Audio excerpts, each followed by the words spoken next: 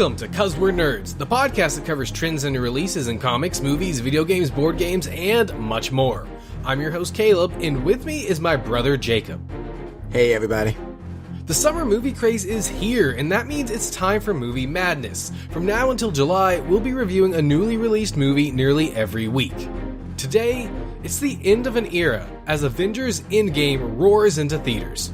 How does it tie up the last 11 years of movies? What new revelations does it unfold? And how can the heroes possibly defeat Thanos? Find out in this week's episode of 'Cause We're Nerds.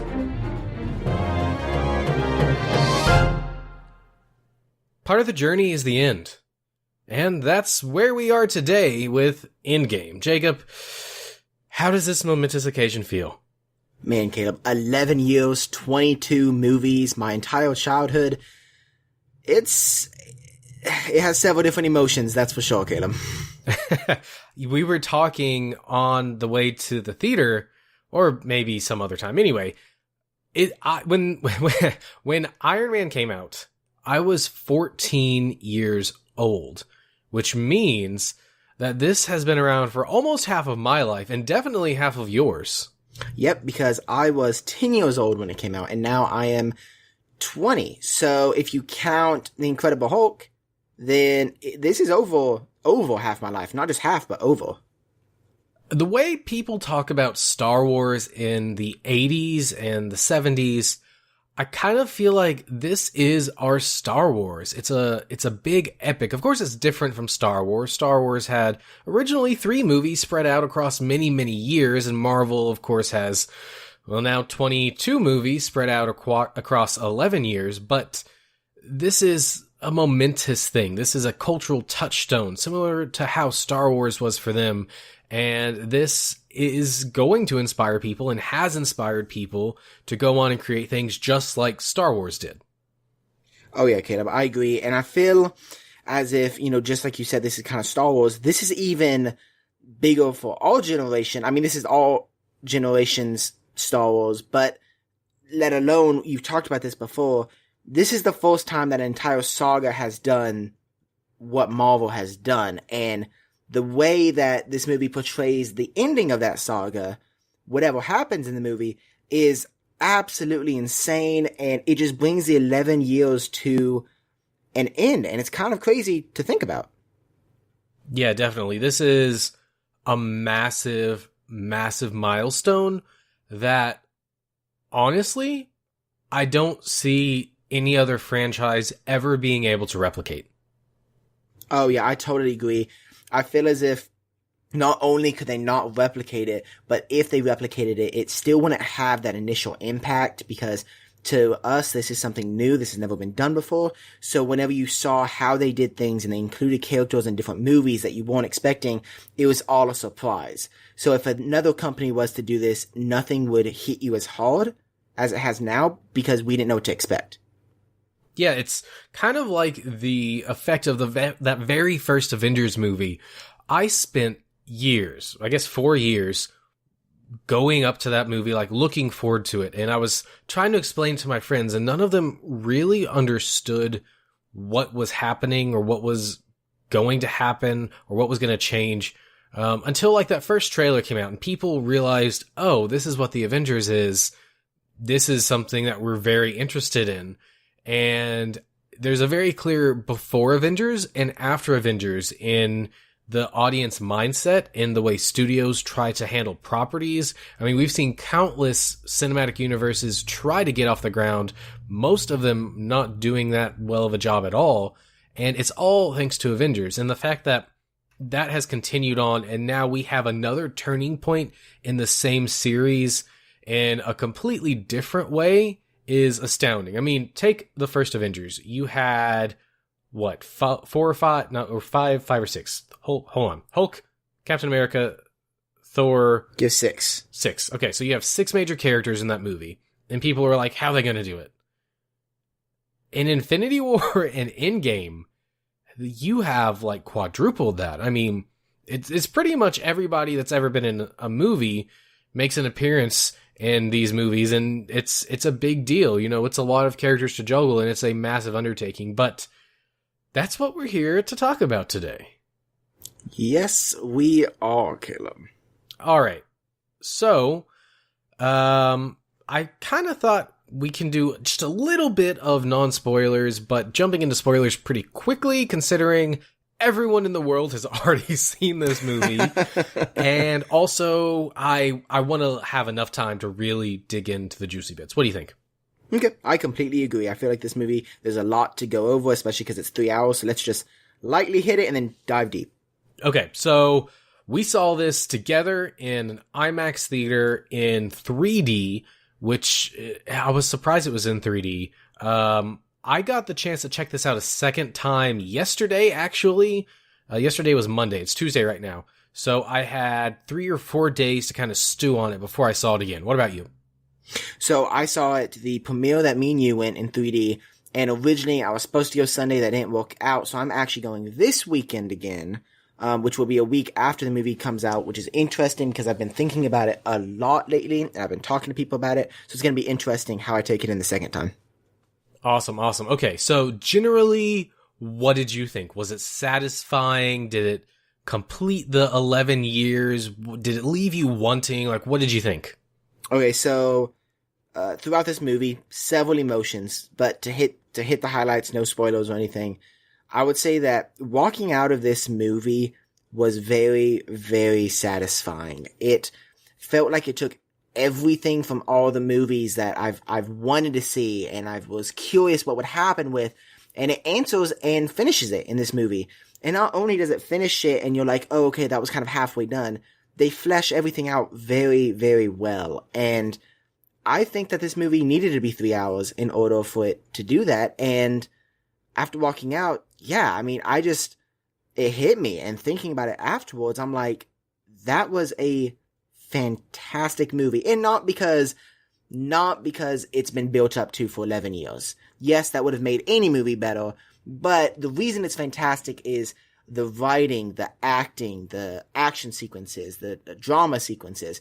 It's not necessarily that I've been waiting for it, although that does help. It's that it genuinely is just a good movie as a standalone movie. Okay, so you said that you thought this movie definitely had to be 3 hours long. I disagree. In fact, we'll get into that in spoilers. That's probably my biggest gripe with this movie. I think that it either could have been cut down, or maybe it's still 3 hours and you rearrange some things. Because while I do like this movie, I did not come out of it the first time blown away. I came out of it the first time with some really big gripes about the first half of the movie, and then at the same time saying the second half was really good, and that I felt satisfied. I told one of my friends, if this was the last Marvel movie they ever made, I would be okay with that. Like, I would feel satisfied. I wouldn't leave wanting, which is a big testament considering the fact that I didn't really enjoy the first half of the movie the first time I saw it, and I still felt that way. Yeah, I would agree. I remember coming out and you kind of having those complaints that we'll get into, and yes, granted, this movie is not a perfect movie. It's not, but it is a great movie, and like you said, even with the parts that it has its issues with coming out, it's still very satisfying. Definitely. There are, I think, some CGI issues in it, probably because there's so much CGI. Overall, of course, it looks fantastic. The acting is all great. The writing, we'll talk about it. And mostly the plotting we'll talk about. But everything I thought was pretty good. There is some, oh, look at us, look what we've done kind of stuff in the middle section of it, which was not what I was expecting. But, yeah, we'll get into that. Sorry. You got anything else? I was just going to say, like I say from most movies, I thought the music in this was very, very good. The music in this seemed a bit more subtle than in other Marvel movies. I don't know if that was just me, but it didn't seem to pop out as much. It seemed very faint in the background. But the times that it did pop out a little bit more, it really hits you. Mm-hmm.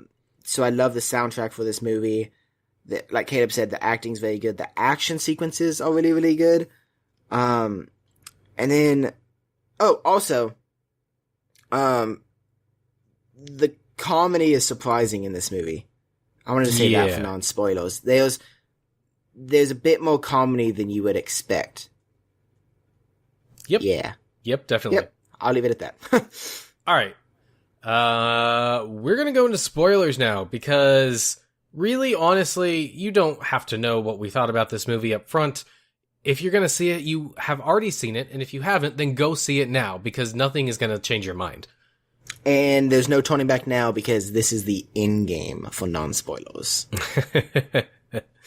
Very, very nice. All right. Thank you. Okay. So Avengers Endgame is now up to $1.34 billion worldwide. It nearly doubled Infinity War's opening. I think this movie is going to cross the 2 billion mark and become the highest grossing movie of all time. See, me and my friends were actually talking about it. I believe, and this is a big testament, I believe it'll hit 3 billion. I don't think it'll go very high above 3 billion, but I think it'll hit 3 billion. Man, that's so high. I can't see how. See, it's so high, but interesting. This is something I did do the other day. I couldn't go to the movie again, just because timing stuff, but I was curious. So I went ahead and went on Fandango and looked at some theaters around us that have selective seating. That way I could see how many tickets were sold out for ahead of time. Each theater that I went to, there were 3 theaters around me that does selective seating, either for the entire theater or for at least one room, right? So, Caleb, just so you know, I looked up Cleveland, Hamilton Place, and then the Rave has a selective seating one. Mm-hmm. And so I looked it up for the rest of the week just to kind of see, or at least to the point where they were all sold out or getting close. Every single day for the next week that I looked up, after 5 o'clock, it was booked all the way into the very last showing and it was completely full. Wow. At all 3 places. Granted, before 5 o'clock, I would say that when the theater first opens, there's only a few seats. But even after 2 to 5, around 2 to 5, it was about halfway full still. And that's with kids in school and then adults at work. And that's surprising to me. And I was just astounded because, yes, it's already crossed the $1.3 billion, but I've heard stories of so many theaters being open for 24 hours now showing this movie and for tickets being sold out weeks or a week in advance. And I didn't believe it until I went on and I looked and I was like, wow, they aren't kidding. Yeah, so I'm having issues speaking this episode because I have lots of thoughts. Some of them are conflicting. When we went last night, Monday night, to watch this movie, it was a 6:30 showing.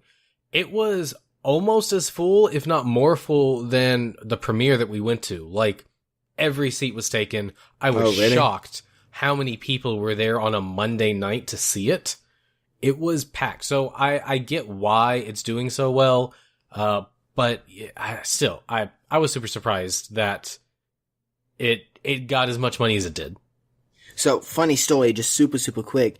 Caleb and I and Courtney and Chris from CNC Powwow and one of his friends went to the premiere, like we've said. And we were sitting there and we got there about 40 minutes early. And we're sitting in the theater. It still has about 20 minutes left. And the theater's not that full. I mean, it's less than half full. It's really not that full. And we were like, where is everybody, you know? We thought this would be super, super full. And then it's like the last 10 minutes, the floodgates opened and everybody that had gotten off work and picked up their kids came flooding in and the theater was packed. Yeah, there was even people coming in during the trailers because it was a 6 o'clock showing. So, you know, most people get off at 5. They're rushing to the theater to get there in time. Also, I heard that the line to get into the theater, so basically the way this theater works is you go in and there's a guy that takes your ticket or checks your digital ticket, and you have to stand in line to get to that point. Normally there's no line. Normally you just walk up. Apparently the line was out the door to get in. Caleb, I'm the one that told you that. Not only was the line out the door, the concession line was completely filled and they had it winding, and the line was out the door. So there was a consistent flow of people coming in that the theater literally could not keep up with. Yeah, I've never seen that at this theater. I've been going to this theater for the last, 7 years or so, and I've never, ever seen it that packed. So to hear it was that packed was insane. I didn't see it myself because I was, waiting in the theater for the movie. But yes, tons of people. Okay, so let's actually get into the movie. One thing I wanted to mention before the movie even starts, Jacob, I pointed this out to you. the opening credits crawl thing, the Marvel fanfare that they do with the logo, they have gone in and they have removed all the heroes that were snapped in Infinity War. And I think that is a beautiful touch to start this movie. Yeah, I didn't specifically realize it until you mentioned it to me. But then once you mentioned it to me, I started thinking about it and watching it. I was like, that's really, really clever, because it feels like they're actually out of the universe now. Yeah, and it's something that's subtle enough that you might not notice it, but if you do, it's really cool. I mean, for me, I've seen that opening so many times, and especially having just watched Civil War and Infinity War, you know, it's pretty obvious to me. But that was really cool. All right, where do you want to start with this movie? There's so much to unpack. You know what, Caleb? I kind of want to start by, and I want you to quickly name 3 or 4 of the best parts you liked about this movie. Just rapid. Okay, the part at the end where all the heroes came back. I liked the initial opening scenes before the time jump, and I also liked the ending. Okay. I'm gonna do mine. This is a mixture of funny and just great moments I loved. I have 4 just really, really quick. The first one, obviously, Captain America picking up the hammer and hitting Thanos with it. Obviously, also Captain America saying Hail Hydra in the library, or the elevator. In the library. In the elevator. Library. The giant army sequence, of course, you can't miss that. And then I actually really liked, oh my goodness, that moment when you forget, the very end, with Cap and Falcon. Mm-hmm. Yeah, definitely. Those are 4 of just some of my favorite. I thought that'd be cool just to kind of spit it out there. But, the part where we specifically start, Caleb, let's start at the beginning and how it jumps literally right into the action. Okay, yeah. So it opens with Tony and not Gamora. I'm really having issues tonight. Nebula and the ship, which was like the focus of the whole first trailer. They really made Tony skinny for this. Like, he looks so unhealthy and so malnourished. Bad. Did you notice? Yes, I was looking at it because at first his face looked kind of thin and I was like, oh, it's just the angle they're coming from. But as he walked around the ship and they showed him, I was like, that is ridiculous. Like, he literally looks like he is starving and is so malnutrition. It makes sense and I love it, but it's insane to see him like that. It's shocking. Yeah, definitely. Because we haven't seen any of our heroes treated in that way before. And the real shock to me was that Captain Marvel shows up right here at the beginning and rescues him. I mean, they basically put that entire first trailer with this in it. Like, that was the focus. And it's done in 3 minutes, maybe. Yeah, they weren't kidding when they said all the trailers, roughly, besides the last one, all the trailers came from the first 10 minutes of the movie, which is true. Except for the last one, which shows the 3 against Thanos. But up until that point, we had only seen the first 10 minutes, and it's all right here. I mean, you've basically seen everything at the beginning. Yeah, I think there's a couple shots in it that are from later on in the movie, but for the most part, it's all from the beginning here.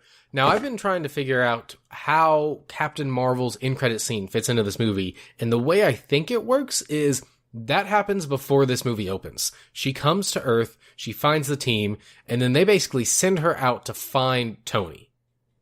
I agree, because the more I was thinking about it is none of them don't know who she is except for Thor. And you're right, Thor wasn't in the after credit scene in Captain Marvel, so it makes sense. Yeah, and so they come back, they decide they're gonna go get Thanos, and like, we're pumped, you know, and they get there and they just, dude, it's brutal. They cut his arm off, they cut his head off, and me and you looked at each other, our mouths dropped. It's like, what? Now, this is something with the writing I absolutely love. I expected it to be at least 30 minutes before jumping into an action sequence where they try to do something with Thanos or the stones, but no, within the first 5-10 minutes, they're already on their way. They get there, Thor cuts Thanos' head off, and you can see the regret on Thor's face. The acting is incredible, you know, and he mentions how he went for the head this time because you can tell he feels awful about not doing that the first time, and it really hits you, and then it hits you really hard when you realize that entire thing that they just did, yes, they beat Thanos, but they still can't undo what he did. And that was insane to me. Yeah, and all of that stuff at the beginning, I really like. I feel like that was the sweet spot for this movie. And then we jump 5 years, and that's where I start really having a lot of plotting issues. The first time I saw this movie, like I said, I didn't enjoy really the whole first half at all. I sat there with my arms crossed and thought, I'm going to come out of this movie not liking it. And going into it the second time, I was hoping that I would see something I didn't see before, or that, like the first time you see a movie, you're kind of coming to terms with what it is. You've spent so much time building it up, and things happen a different way, inevitably, than what you thought they were going to happen. So the first time in a big movie like this, sometimes that's what you get from that viewing. The second time, for me, is going back in and taking the movie as it is. Like, not what they didn't do. What did they do? And is that good? And I was hoping I would see more that time. And I did. I had a lot of issues the first time with the pacing. And I still have issues with the pacing. I understand why I have issues with the pacing, though. And I think part of the problem is here at the beginning, you have a bunch of mourning scenes. And I think that those scenes are fantastic. I think they're completely necessary. But what ends up happening is anytime something actually starts going with the plot, they immediately cut back to another mourning scene, and it stops the momentum. And then they cut back to something with the plot, and then they cut back again to a mourning scene, and it just kills the momentum every single time. And I think it would have been better to front load the movie with all those scenes of mourning and those character moments, and then get into building what's going to happen, because they intercut the stuff with Ant-Man so much. And if you would have just gone to that point and kept going, I think the movie would have felt like it had somewhere it was going, that things were moving along quickly. Even if you had all those mourning scenes in the beginning, I think there's enough to have that be satisfying and keep you interested until the Ant-Man stuff starts happening. Yeah, so the first time we saw this, I actually disagreed with you. I thought the pacing was not nearly as bad as you thought it was at the beginning. I understood where you were coming from. I just didn't necessarily agree with it. However, the more I've thought about it, there are a few pacing things, and the one that I thought is the one you literally just mentioned is everything with Paul Rudd's character. I feel like when he comes back, that lasts a really long time. When I was watching the movie, it didn't necessarily feel like a long time, but coming out of it and thinking they spent a long time when they could have cut that down a lot and still had the same impact that they had. And then there's another, and this is just stupid, when they're in the cafeteria or they're in the cafe and they're joking about their kids about taking a picture. Mm-hmm. I was talking with a friend, and I started realizing that scene was really long. I felt like that was kind of unnecessary. It was funny, and I liked it. However, they carried it on for a long time. But the biggest thing I have, like I said, was definitely the just the Paul Rudd grievance. I'm saying Paul Rudd because I'm gonna be Scott Lang. There it is. I couldn't remember his name. So host of the podcast. Here we go. So Scott Lang, just his entire morning thing, I appreciated it. It was just, it did go on for a really long time, and I see what you're saying, how the plot would finally start to thicken and start to build up, and then as soon as it started getting that momentum, they would cut back, and it kind of took you out of it, and then it had to rebuild that momentum in order to get you excited. And I agree now. Initially I didn't, but I definitely agree now. Yeah, and then moving into the middle part of the movie, the whole time heist thing, I also realized my big issue with that. The first time I had two big issues. I still had plotting issues. It didn't feel like things were moving along at the pace they should have been. It didn't feel like there was any sense of pressure or immediacy to anything they were doing. And legitimately there isn't, and that makes sense why there isn't, because it's time travel, but I felt it needed that. And the other thing I didn't like is that it felt like it was all fan fiction. Everything that happened, Cap meeting Cap, all that sort of stuff, it felt like really bad fan fiction to me the first time. Going into it the second time, I think it was a little harsh to call it fan fiction. That said, I think that it's a little bit over-congratulatory in this section of the movie. I really didn't like Cap versus Cap. I don't know, it just felt really lackluster to me. every time they went into a callback from another movie, I thought, well, maybe that's a bit much. You know, like they've got the whole Avengers stuff, and then he gets in the elevator with all the people from Winter Soldier, and it just felt like there was a little bit too much constantly. That said, it's okay. I don't hate it. But the bigger issue with this entire section of the movie, there are 6 Infinity Stones that they have to go gather. They break up into 6 different teams. 3 different teams. 3 different teams to travel back in time. 6 different teams to actually go get the stones. Well, yes. Sorry. Yes, you're right. They travel back in groups of 3, and then once they're there, they split off to go get them. So you end up with 6 different groups of people. What you are essentially watching at that moment are 6 different TV episodes or 6 different movies that honestly don't feel connected in any way. Partially because they're in different locations, partially because they're in different times, and majorly because they're doing 3 completely different things. Yes, they're all getting the stones, but honestly, it's a MacGuffin. It doesn't matter. They're just getting different things in different areas. And what ends up happening is there's no sense of cohesiveness with those. So they all feel very separated, which makes the movie feel longer, because as soon as one of them is done and completed, you start at the beginning of the next one. And so it just feels like a series of almost watching the same things, watching very similar things, but again, no momentum getting started. There's a couple of times where they intercut a couple of them, but the ones that they're intercutting don't really have that momentum either. And I think that that's really the biggest issue with this center part of the movie.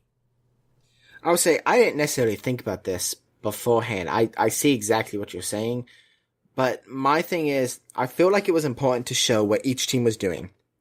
And I feel as if they did more inner cutting scenes, I feel like it kind of would have messed the momentum of each individual one up.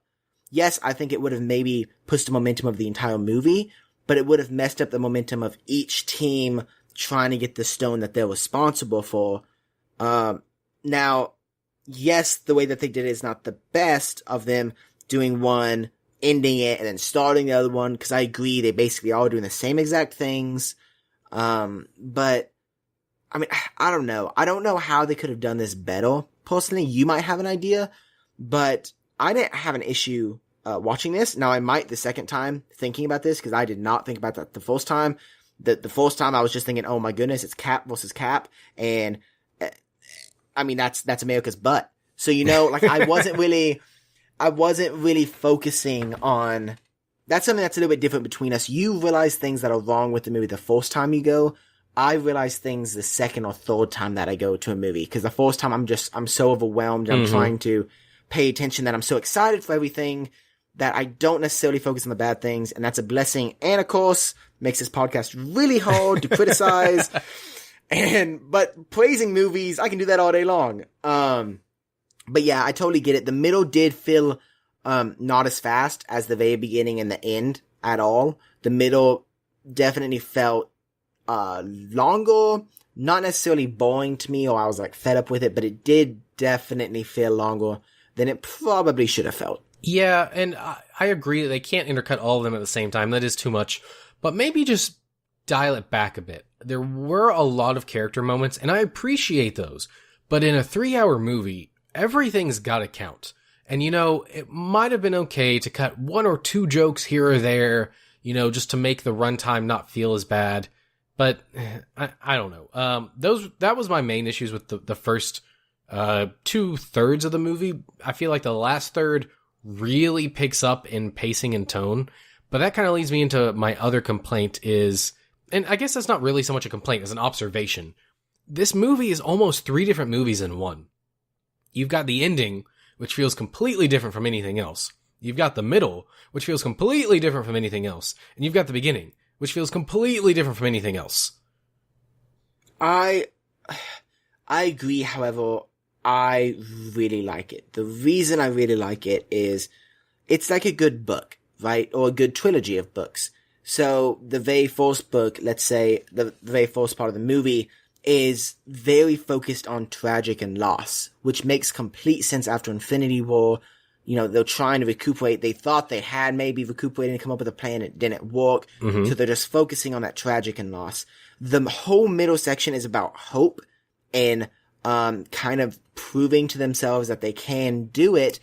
And then obviously the last one is finally the climax, the action, where everything finally folds together. And yes, they do feel very different, not only because of the way they feel, tragic, hope, action, but also I think they did something with the cinematography where definitely for the climax, just the whole shot is darker than the rest of the movie. Just very much darker.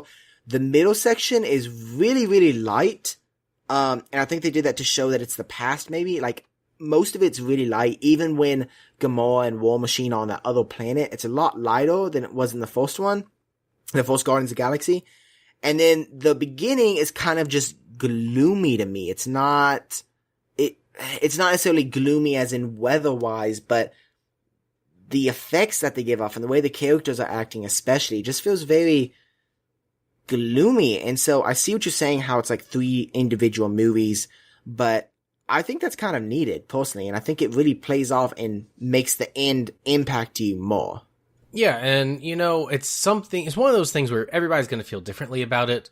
I think a part of my issue was the trailer sold me on a movie, and that's the movie I really wanted to see. And honestly, we didn't really get that movie from that they were showing us in the trailers, because the trailers were cut so much from the first 20 minutes, and so much of that is doom and gloom.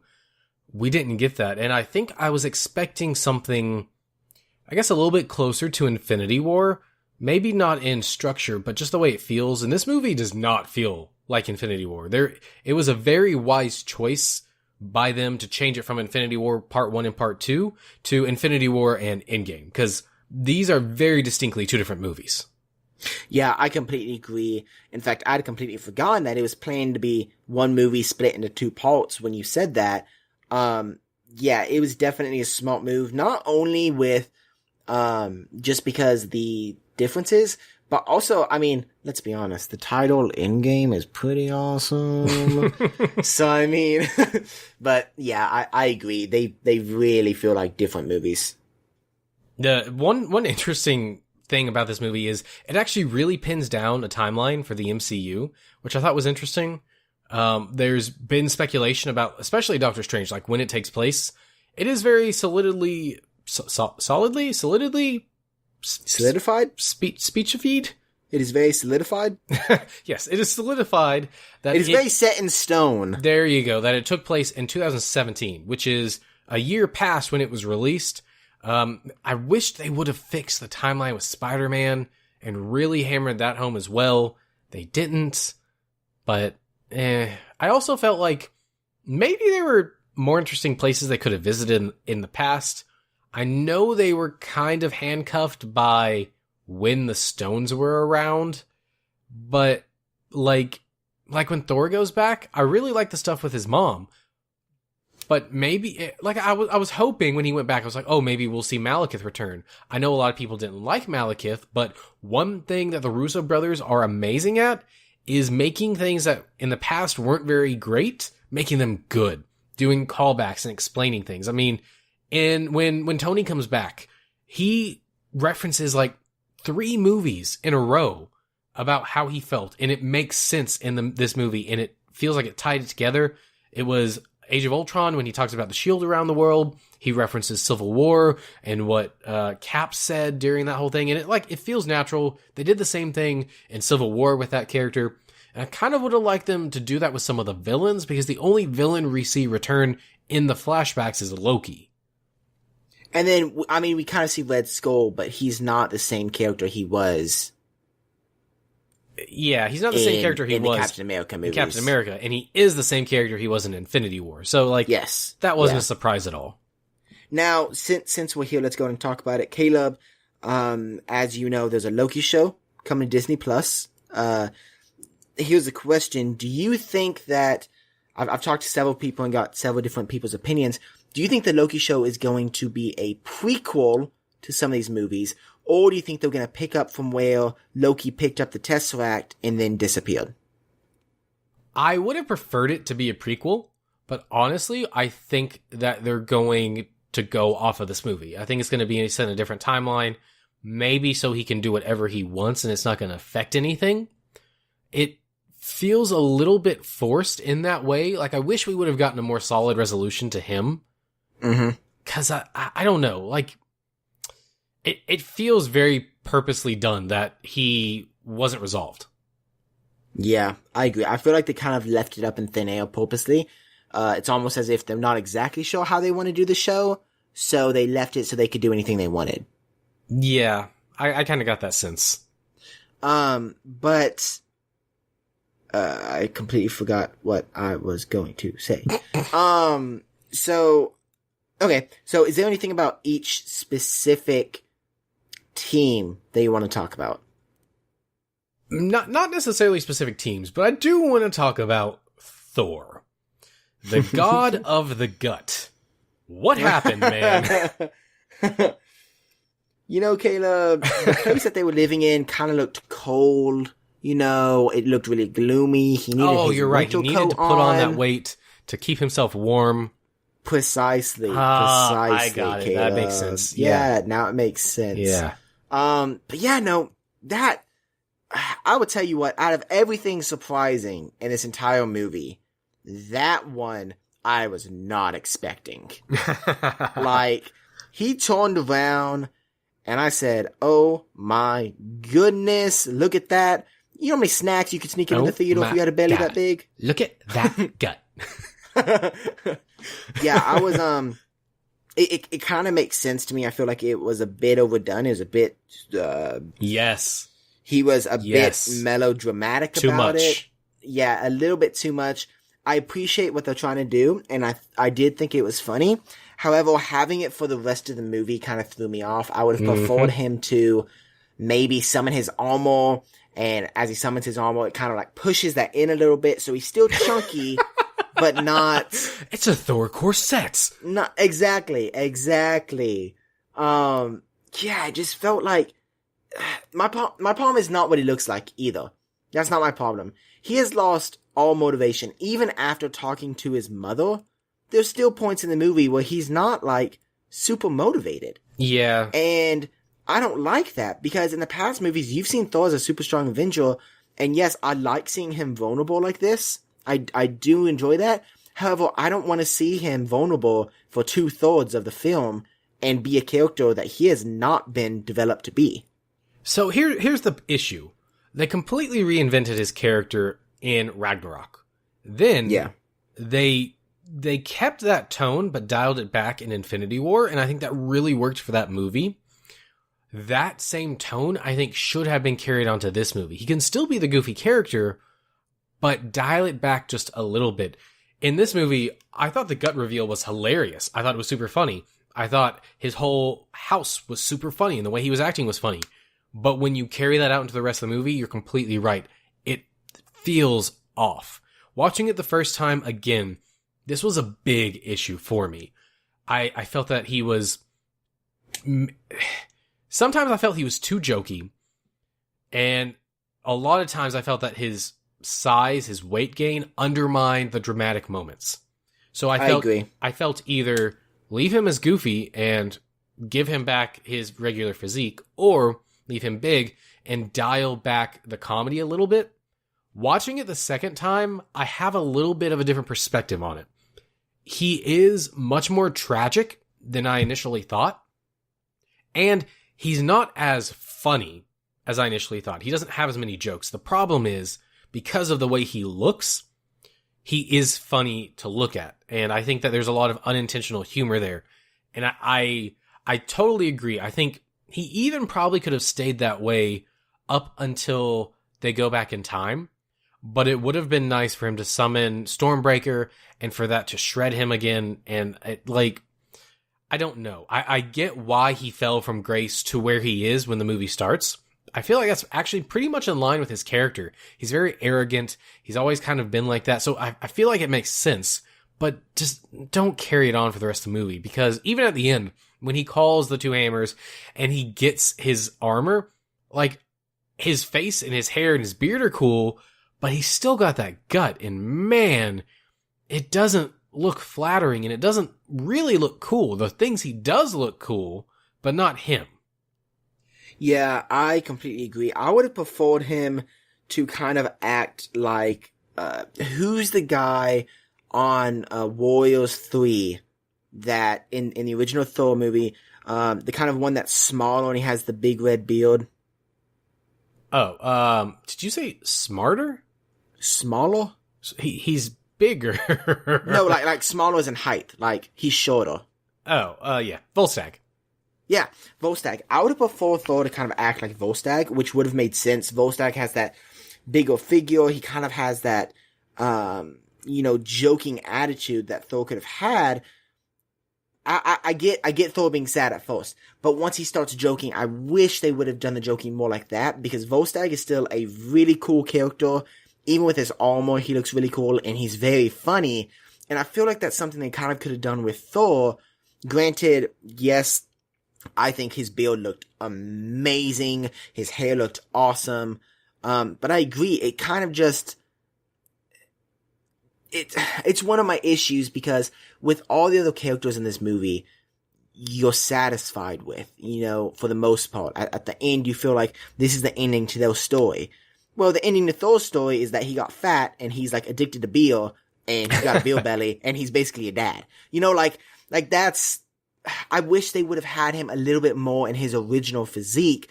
That way you could compare him from the first movie to the last movie, see him all the way through, and just be satisfied, if that makes sense. Yeah, but his arc isn't over, and I think that's part of the point. No, yeah.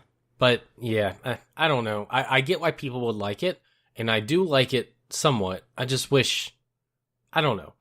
For two movies that are supposed to be not part one and part two, but direct sequels, like very closely related, I feel like he maybe should have acted a little bit closer to how he did in Infinity War. I agree. Now, okay, so this is something, and I want to kind of get your opinion on this, because this is something I really wanted to see going into the movie. It didn't happen in the movie, and afterwards, I couldn't tell if I was upset or happy that they didn't do it. I kind of wanted to see, instead of Cap facing Cap, I kind of wanted to see, like, future Cap and past Cap, like, team up for something. Maybe Cap's running and, he thinks the stone's gonna be someone, he runs into himself, and then a whole bunch of Chitauri attack, and so they work together. I feel like that would have been really cool to see, the future Cap and the past Cap, how their fighting styles have kind of evolved, using each other's shield, and I don't know, I really wanted to see that. I saw some fan art. I know you said this is basically like fan fiction, which was a little harsh, but I thought that would have been so cool, and I kind of liked the Cap versus Cap, but I don't know, like what do you think? If they would have done that... No, it's not interesting to me, because Cap as a character has not changed. He really doesn't change. The thing that changes about Cap is where he puts his trust. And that evolves from putting the trust in the government to putting the trust in himself. But as far as his ideals and everything, he doesn't change. He's a very static character. So I don't think it's really interesting at all to pit him up against himself, especially versus, because that's so overdone. One character versus themselves. What would have been more interesting is do that with the Hulk, because the Hulk has changed so much. Oh, that would have been cool. That either a team up or versus, probably a team up would work better for Hulk. That would be interesting. But when you do it with two characters that are essentially the same thing, dressed in the same costume, I mean, how is that interesting, I understand where you're coming from. However, one of my friends actually has an issue with this, and we talked about it today. They said that, first off, they don't know if they really liked it. Second off, it didn't make sense to them. They said the younger Captain America should not be beating the older one, because the older one was him. He knew his fighting styles. He knew everything about him, because he was him. So there's no way. But I said, this is something I threw out. You have to think about, it's been 5 years. Captain America has not been on missions, from what it appears like, or done anything like that within 5 years. And also, it's been, 10 years since the Avengers? Is that timeline right? 8 years? So it would have been this movie it starts in 2018, plus 5 years is 2023, so it would have been about 11 years since Avengers. Okay. Yeah, so, plus, this movie's 11 years older, so you have to remember Cap is older. Yes, he's a super soldier, but as he gets older, he's gonna lose some momentum and stuff. And so that's why I thought plus, if you knew that you were fighting your younger self, you would definitely hold back a little bit, because you don't know exactly what's gonna happen, whereas the younger Cap definitely thought he was Loki. So he wasn't, like, holding back at all. But anyways, I just wanted to throw that out there. Yeah. Yeah, I mean, I liked the Cap versus Cap personally. It wasn't my favorite thing. I thought it was kind of unique. You could see it coming, but my favorite thing about this entire interaction and about every interaction in the New York, team was the America's Butt. That was hilarious. That was absolutely hilarious. And then I know how you talked about how they kind of said, I know I'm going on, but how you said, that the middle part, it's almost like Marvel's like, hey, don't forget, we had this and that movie, and we had this and that movie, and we had this and that movie. Now with the elevator scene, I'm really, really glad Cap didn't get in there and fight them all again. I thought that's what was going to happen. And I was like, okay, we've already seen that. That's really lackluster. That's not really exciting. But I do like how, he whispered Hell Hydra, because that shows that, yes, it's happened in the past, and even though this was earlier than when he found out, he knows now the entire time that all of these members were Hydra, and I just thought that was a really cool tie-in. Yeah, personally. Probably the best thing about this whole timeline thing is seeing the interconnectedness between the moments of the movies. Like the fact that, I want to call him Robert Redford, Director Pierce, or Secretary Pierce, yes, shows up here in the first Avengers movie, when in the movies we didn't see him until 2 years later. Like, that sort of stuff makes it really cohesive, and that's cool to see. I wish there was more of that with the other timelines, because I feel like that was mostly relegated just to New York. Yeah. Yeah. I agree. Excuse me.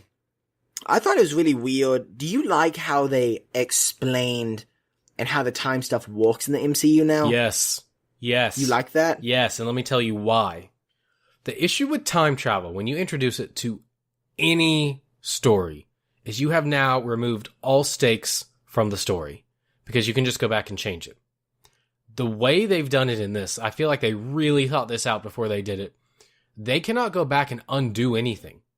Mm-hmm. If they go back and undo something, they're now living in an alternate dimension. They're not in their own reality anymore. So the way that they've set this up is they maintain the stakes. One thing that I'm not a big fan of is how they're able to bring people back. Like Gamora specifically.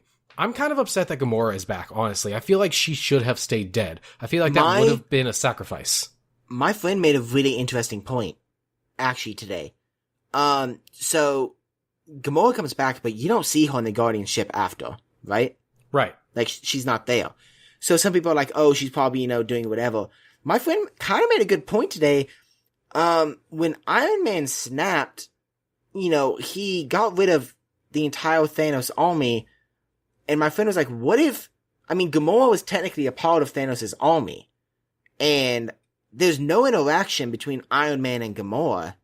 What if when Iron Man snapped, it did kill Gamora again? I think that if that was the case, we would have shown it. Yeah. That's what I thought. That's what I told him. It would have been interesting. I think the reason they didn't include her is because they don't know what they're going to do with her yet, I think. And so now it's up in the air. Like, you could say, oh, she was on the ship. She was just, like, in the back or something. No, she wasn't, because Quill pulls her up on the ship's thing and it says searching. Oh, you're right. They're looking for her, which we actually talked about at one point, how maybe Guardians 3 is about them trying to get Gamora back.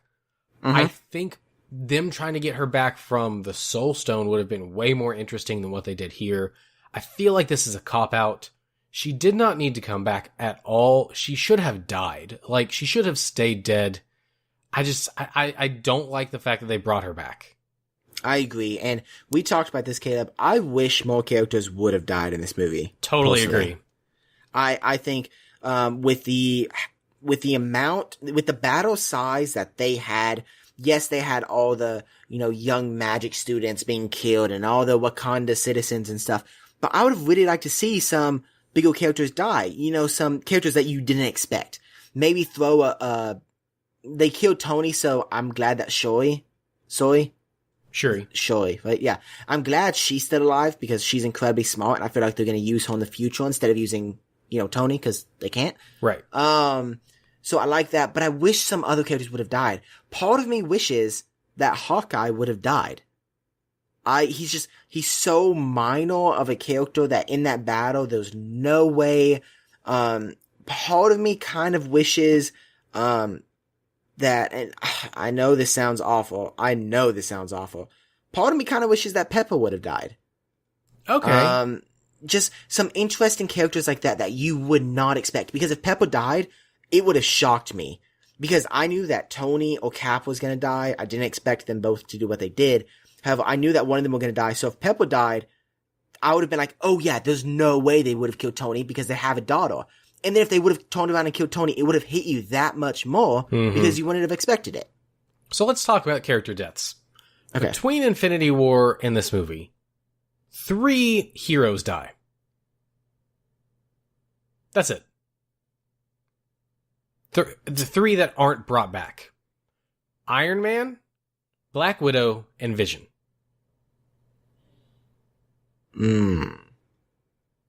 That's it. Yeah, they kill Gamora, but they bring her back. Yeah, they kill everyone else, but they bring them back. Yeah. That doesn't feel like enough. Vision, especially because he was only in a couple movies. Captain America retires. He's not dead. Hulk probably is going to retire because his arm's all jacked up. He's not dead. So, yeah, the original team probably is out of commission, but I feel like there should have been more deaths. And maybe even if they weren't, I would have preferred deaths, but even if there was more injuries, the team didn't even look that injured. Like there was that time Spider-Man was laying on the ground holding the gauntlet, which I thought was really funny. And, Captain Marvel comes up, he's like, yeah, take it. But I wish you would have seen some more serious injuries and maybe heroes carrying other heroes away from the fight. Yes. That would have been really interesting. Yeah. Maybe, I don't know, maybe Rocket Raccoon or something gets shot and you see Black Panther come and put him on his shoulders and jump away into some like cradle and lay him down and say, wait here. And I think that would have been really cool because here it just feels like the characters are invulnerable. Yep. And I think the Guardians are such a good place to do that because, and I've mentioned this before, there's enough of them that you could kill 1 or 2 of them and it would be fine, but people love them enough that it would be a big sacrifice. Like when Gamora died in the first one, that was a really big moment. You could have left her dead. You could have also killed Drax, or maybe even Rocket. As much as I love those characters, I feel like that would have had more of an impact, and it might have been better going forward to have a different dynamic. Yeah, I agree. I also think it's really weird. And maybe this is just me. I realize this is an Avengers movie and they focused on the original Avengers, which I kind of like.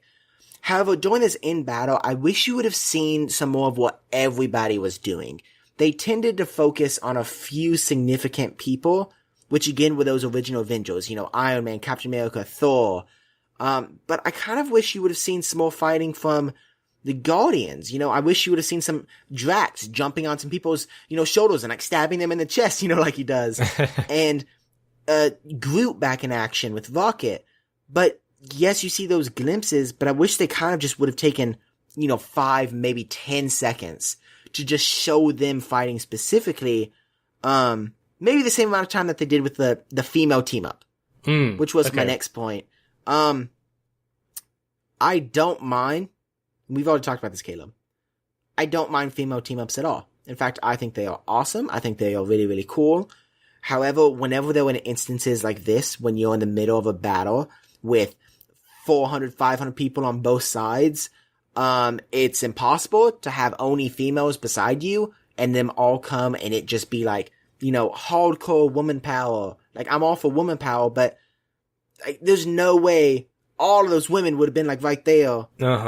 and it just felt kind of really forced. And if you're going to do that, I would have liked them to show maybe several smaller teams of women fighting together instead of one massive team.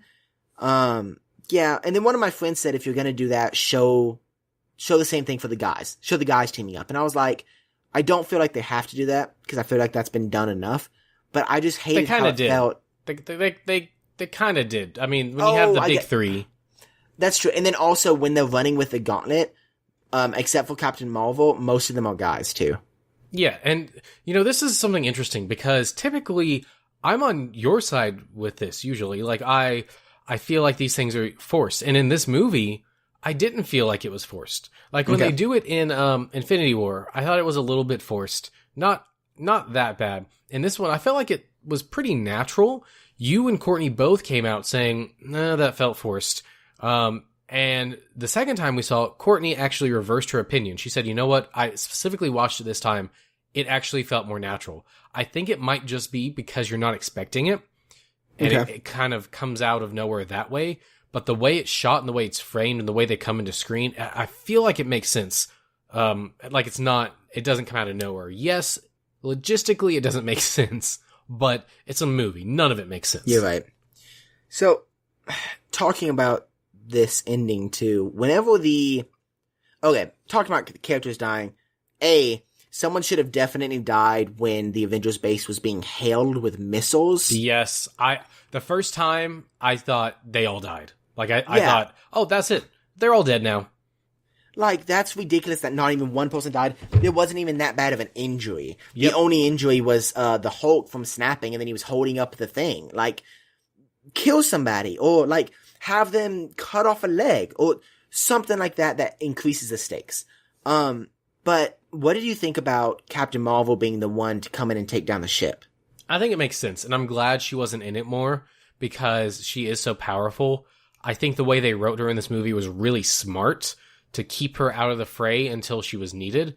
I'm glad that she wasn't the one to beat Thanos, and I'm glad that she didn't come in and just beat him. But for coming in and destroying the ship, totally made sense. I'm totally behind it. Yep, me too. I was very worried she was going to kind of be a Mary Sue in this movie, especially after seeing the whole movie and how strong she was. Mm-hmm. And granted, yes, she is really strong, but I mean, there are times like she gets hit in this movie. Not a lot, but like there's that one time Thanos headbutts when she's like, yeah, do it again. He's like, whoa. But I'm really glad. The only thing I'm worried about is seeing her, especially in this movie versus Thanos and such a large army.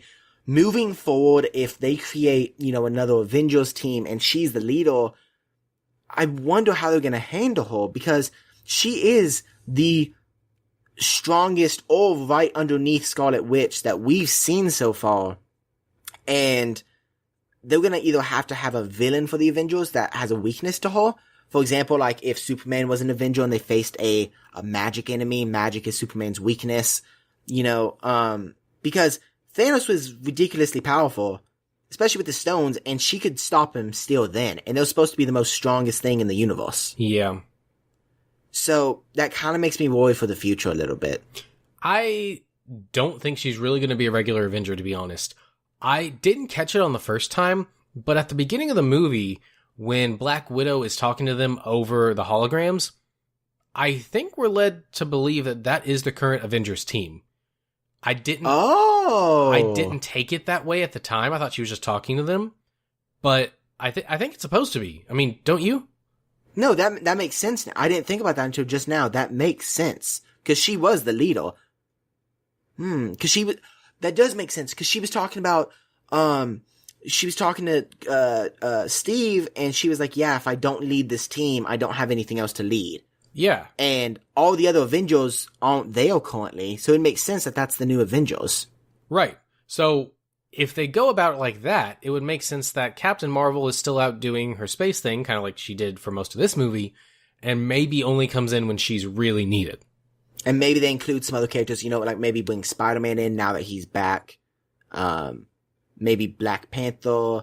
Although I don't know if Black Panther will ever be like an Avenger because he's so focused on protecting Wakanda. Yeah, I I don't know. And I was going to talk about this at the end, but now's a good time. The Avengers, moving forward, what is it? Who are they? What does it do? Do they exist anymore? Will they ever exist anymore? Are they gone forever? What do you think? Okay, I think moving forward, we will have the Avengers. However, I think it'll be a team that is much, much, much different. I personally would like to see a team that does a bit more. This is what I would just like to see. I would like to see a team that does a bit more covert missions. And I think that's possible with the lineup they have. But I think the new Avengers, with the exception of Captain Marvel, if she's on it, I don't think they'll be nearly as powerful as they have been. And so it's going to be interesting. And this is what I told you, after a big bad like Thanos, I want to see smaller enemies, and then maybe come up against a team of several smaller groups of enemies, kind of like the Sinister Six, something like that. How it's a group of enemies, because I don't think from here on out the Avengers are actually going to be that strong, especially individually. Now together, I think they'll be really strong. Mm-hmm. But as to who it is, I definitely think War Machine's on there. I think you have to have someone in the place of Iron Man.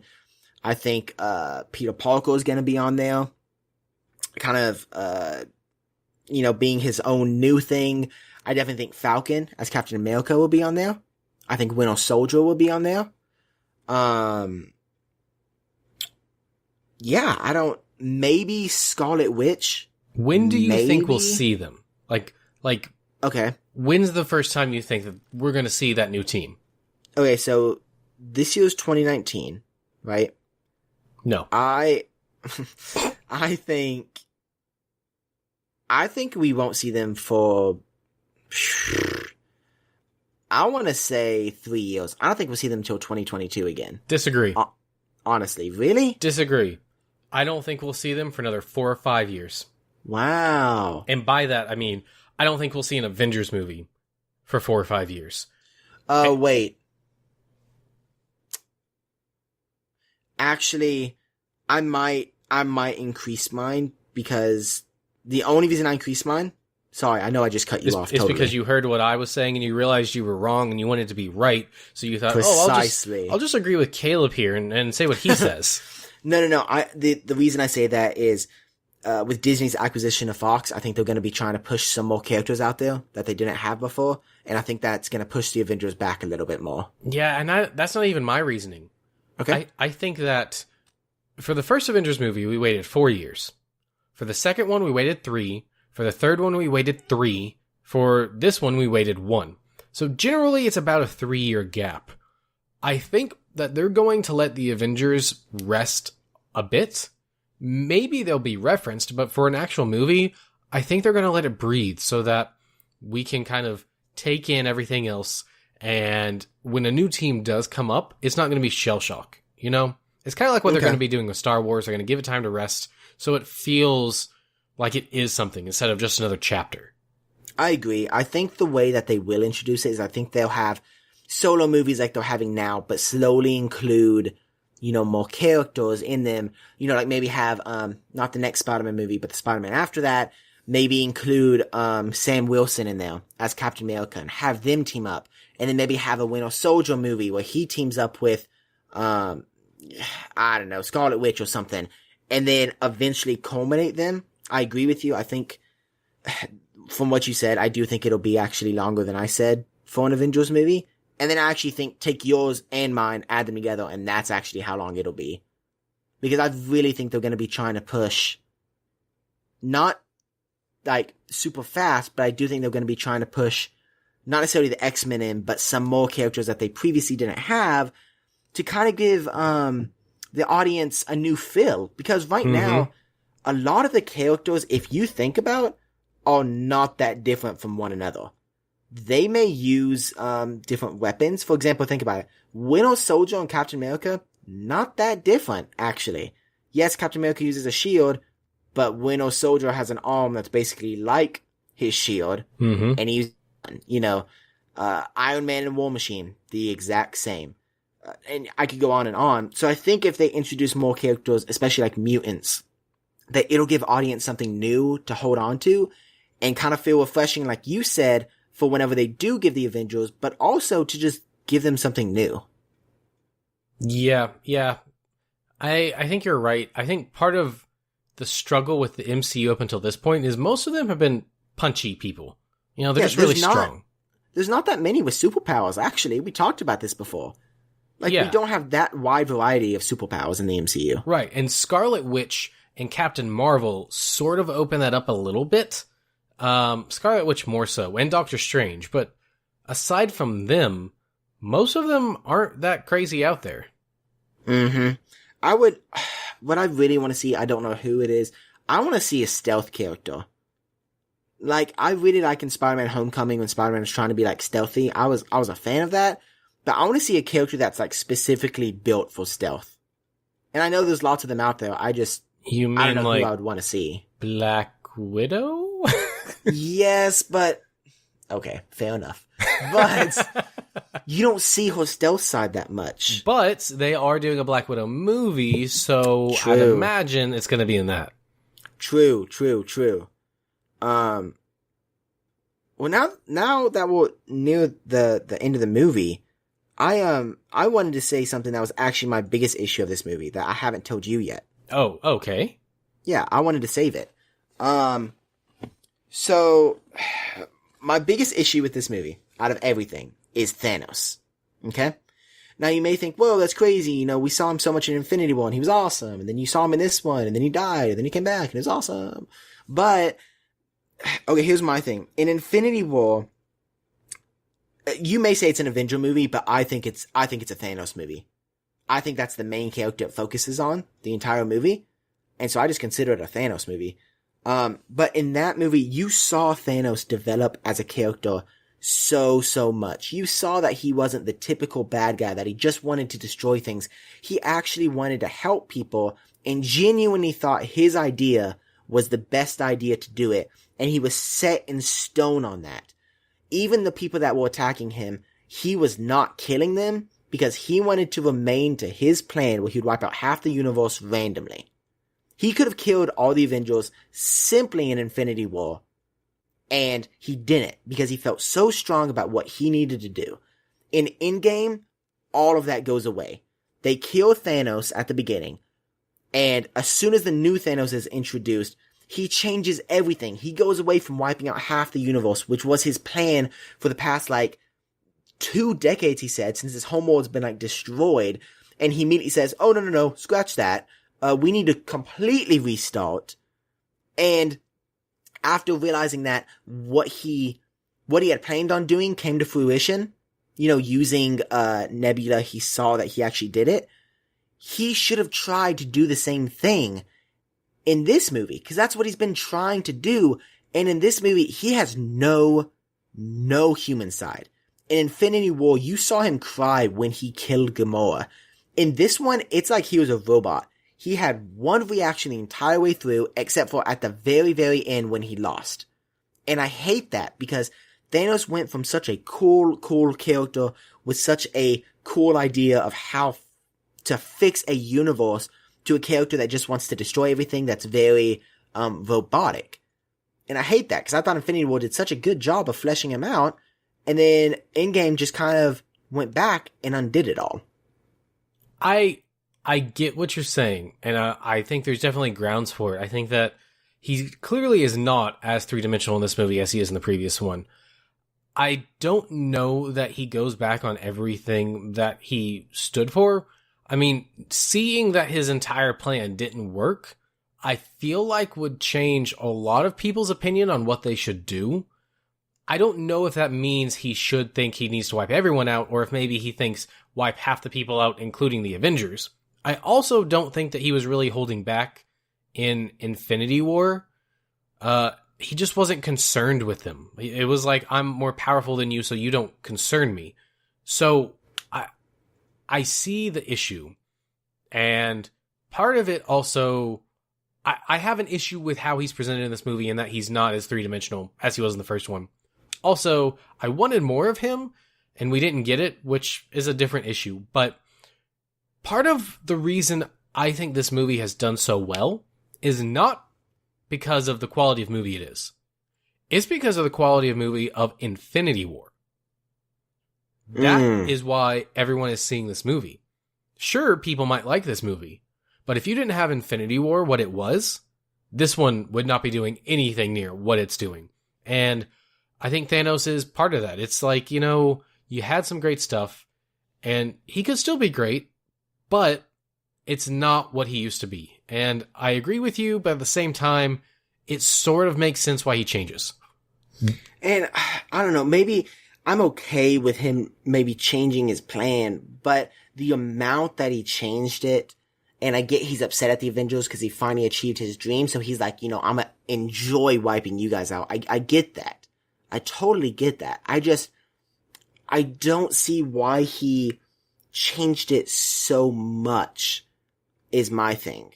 Like, I don't know. I don't know. But it was just something that really bothered me. Maybe the next time it won't bother me as much. But I think that was easily my biggest issue of the movie. I really did not like how they brought him back from a previous timeline. I felt like that was a cheap cop-out, and it wasn't satisfying. Like, and part of it might have been because of the way he was portrayed.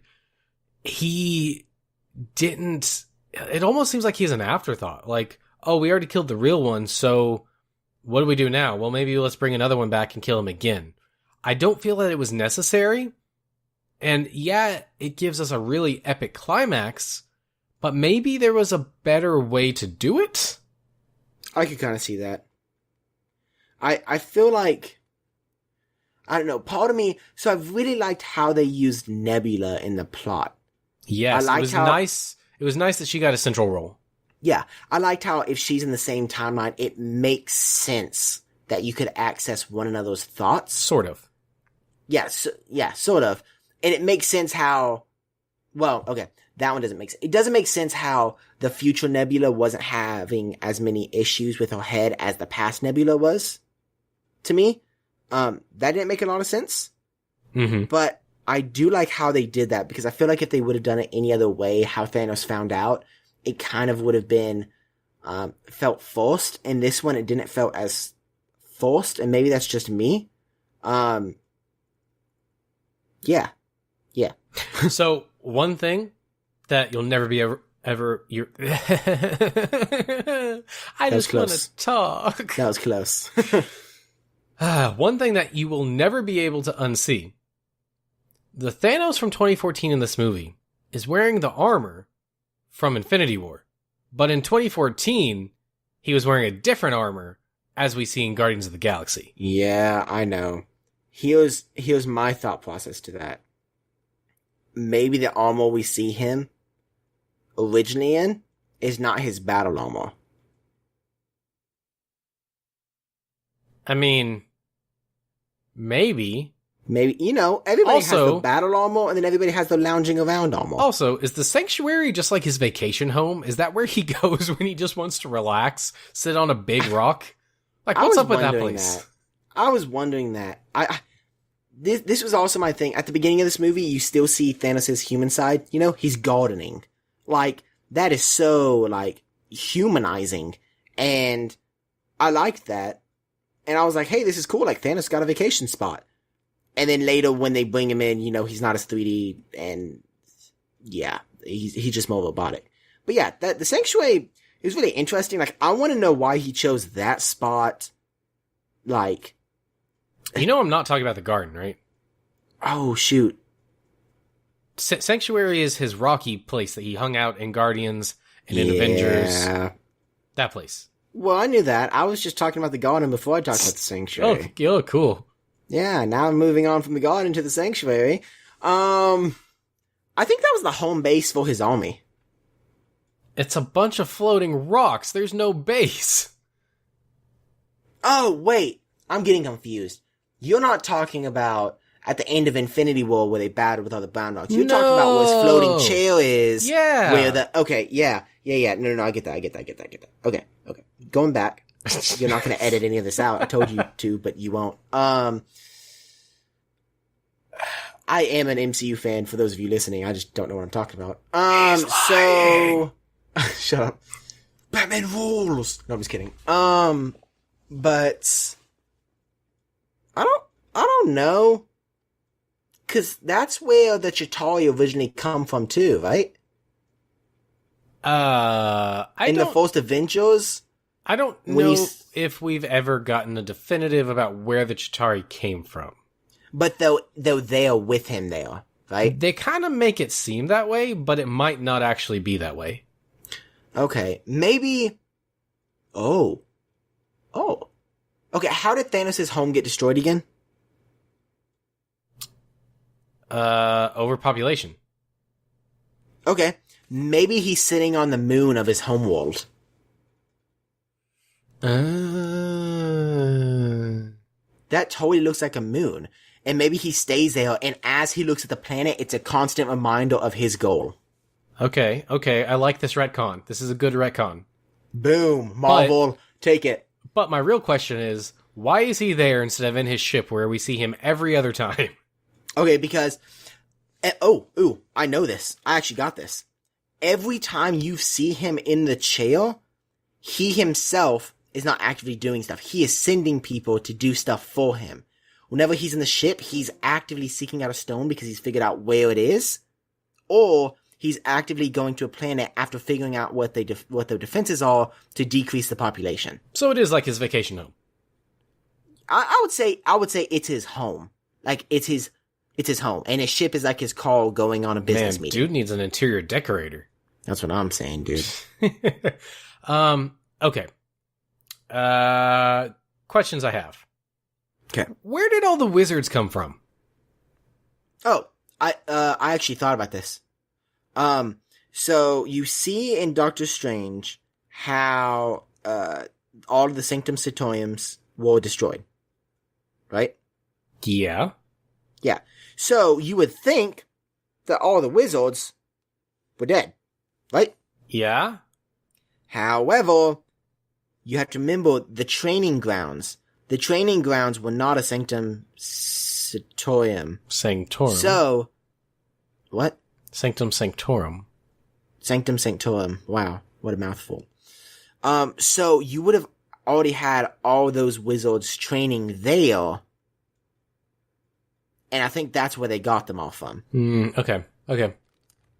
Because they I could go with that. Yeah, they wouldn't have come from Hong Kong or New York or wherever the other one is, because those were destroyed. Granted, there may have been survivals, but yeah.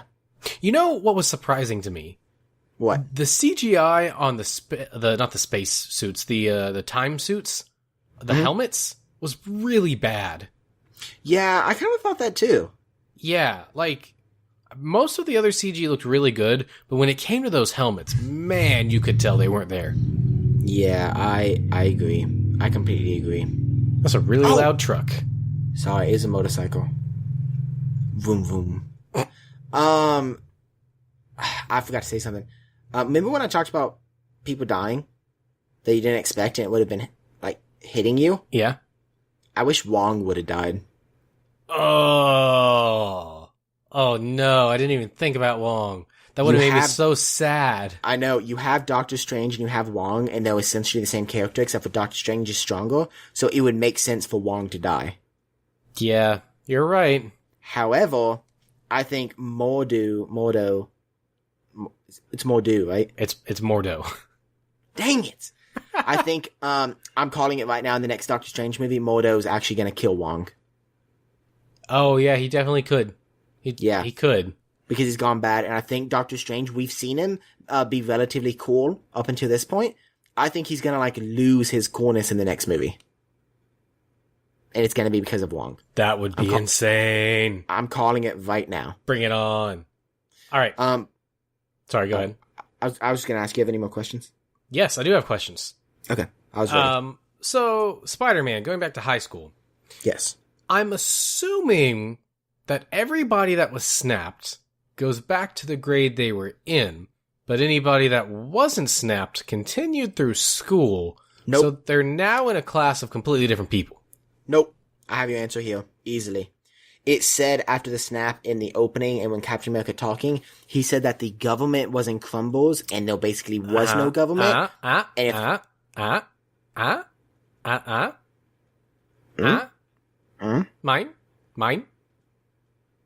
Oh, you want to say that? Okay, go for it. Mine? Man, No. Caleb. No. They do say that, but I'm pretty sure that's before the time skip. After a 5-year time skip, governments are back. There's no way governments have not stabilized. I think governments may have come back, but I don't think school would have continued. Honestly, in 5 years, they had to. I really don't think. Caleb, it took us, 1776. That's a long time. So you're telling me that in 5 years they couldn't get the school system back up and running. But the minute everyone comes back, they're back at school. Yes, because everybody took over their old positions again. No. See, they brought everyone back and they were like, yay, this is great. What they didn't mention was how much drama that's going to cause. What about everybody that's moved on and has married someone else? I thought about that. Has kids with someone else. What about all the people that are in situations where it's not going to work anymore? What about if you want to go back to your job and it's taken? I mean, there's going to be so many awkward conversations. All the people coming back and their pets are dead because they haven't been fed in 5 years. Oh, no. Right? Right? Man, get some John Wick up in here. Yeah, I don't know. I always just thought the school would have remained closed, but you do make a good point. 5 years. I think it would have taken 2 years to get everything back up again, but that would mean that the class is 3 years older. So the only thing I can tell you is that the half of the universe that Thanos chose was mainly kids.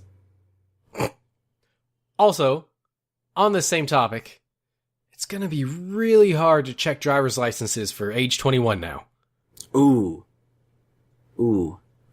It's also going to be really confusing with the MCU timeline now. I know, because everything's 5 years in the future now. Yep. Very confusing. Yeah. Also, with 5 years, let me think. Thinking. Do you think that the people that got snapped, Peter kind of went into it. Do you think they know what happened? Because Peter said he felt disappearing, and then he came back. I think they know that they disappeared, and they know that they reappeared, but they don't know why or what's happening. And they happened. don't know how long? Yeah. I wonder, do you think there's going to be references in future movies to this? Probably. I would think so. Like, that's a big event. Like, I would think the snap is like the Holocaust. Like, it's something that everyone knows about. Okay. Because I can definitely see, like, in the next Spider-Man movie, they're, like, going around and Peter does something stupid and Flash is like, be careful or I'll snap you away. Or, like, something, like, people are making jokes about it. They're like, or they make references about it. I don't maybe. know. I was just curious. Yeah. I mean, not that joke, because that joke was really bad, but, Yeah, okay, I'm glad you knew. Okay, continue. Third question? Okay, so this question's already been answered, but at the end of the movie, we see Steve leave and come back as Old Man Steve. First thing, Courtney and I both thought last night, when we saw it again, that Bucky knew. Because the way he tells Cap bye, he says, I'm going to miss you, and it seems really heartfelt. And then he's gone. And then when they see him, Bucky is kind of smiling, and he pushes Sam to go say something to him. So also, sorry. I was just going to say, it seems like he knew. Also, I guarantee that he knew, because also whenever he misses time jump, Falcon spins around immediately to look at what happened. Yep. Winter Soldier literally just glances over. Yep. And Falcon's like, bring him back. And Winter Soldier's like, he's not coming back. I mean, he didn't say that. Yeah, he did. Did he? Yeah. I'm almost positive. No, he just looks to the side and says, Sam. No, I'm pretty sure he says, Sam, he's not coming back. I don't think so. You might be right. But I'll make a note. I'm going to look for that. 90% confident that he just looks to the side and says, Sam, and gets him to look over there. Okay, here, I'm gonna write that in my notes and look for it. What does Winter Soldier say at end about Cap? Also, something that I found really interesting, and I know why they did it, so they wouldn't have to worry about it in the future. Cap took back Mjolnir back in time. Yeah, definitely. That makes sense. It's because it's the same thing with the Infinity Gems. Yeah. And I also think, I like how they did that, because it's not a loose end. Like in the next movie, you can't say, oh, where's Mjolnir? He has Stormbreaker, where's Mjolnir? So I liked that. Yeah, so my other question with that, though, was Steve. Going back in time, he shouldn't be in that reality anymore. Because when he goes back in time and stays, that creates a new timeline. Meaning he would age in that timeline and not the one in the movie. So, here's this thing. I think... Alright, well, wait. So that was the question. I already have a definitive answer, though. Oh. Okay. Do you still want to talk about what you think? I mean, yeah, but I want to hear yours first, in case mine sounds stupid. No. Mine is fact. It's not what I think. It's fact. Oh. Well, obviously, he just killed his past self. And then, no, I'm just kidding. Okay, well, I guess I'll say mine, since it's fact. So, the Hulk talked about how the past becomes your future, and the future is now your past, once you go back. Mm-hmm. So, my thought always was that everything in the timeline would stay the same as long as things are kept. So, here's my thought. If they didn't return the Infinity Stones back, like you said, you can't change the past. So, the present Avengers timeline would have been the exact same, except for they would have kept the stones. However, it would have created a diverse timeline where there was no stones. So, going back, I think Captain America does exactly the same thing that he does, okay? And maybe he crashes the plane and Peggy knows, he lets Peggy know, they go and find him, and then he continues to live his life with Peggy, and it wouldn't change the timeline that much, because, except for Winter Soldier, No, it would change the timeline a ton. Because she wouldn't have married the person it would have changed it a lot. But just by the virtue of him going back and having interaction with people, meaningful interaction, it would have created another timeline.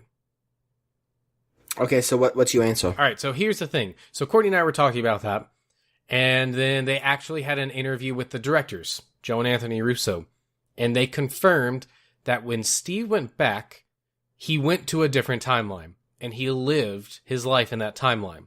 And then they teased, the question is, what is he doing back in this timeline? And how did he get back? They also confirmed that Bucky did know what was going on. And they also confirmed that that was definitely Chris Evans under makeup and a little bit of CG, which is incredibly impressive. Also, his regular voice unaltered. Wow. So, So he went to a different Peggy, and then he came back. Mm-hmm. But what? Right? Do you think they're ever going to flesh that out? I think because of the way the director said it, it'll be mentioned. Like, we'll find out. That's really interesting. I always just assume that he did this. Okay, so yes, Peggy wouldn't have married the person she's marrying, but in the overall scheme of everything in the MCU, that does not matter. Like, that's not that big of a deal. It does matter, because the person you're married to changes a lot of stuff. In fact, in this movie, I don't know if we knew it before, on the door when he goes into her office, she's listed as the director. Yeah, I did see that, actually. Which means she's the director of S.H.I.E.L.D., which means any person that she has contact with is majorly going to change what she does. That's true. I always assume that. So the people in the present. This is what I assumed. Okay, I was trying to remember how I worded it. The people in the present, their past can't change, right? Right. It's impossible to be. However, Steve going back. Oh wait, Never mind, I just debunked my own thing.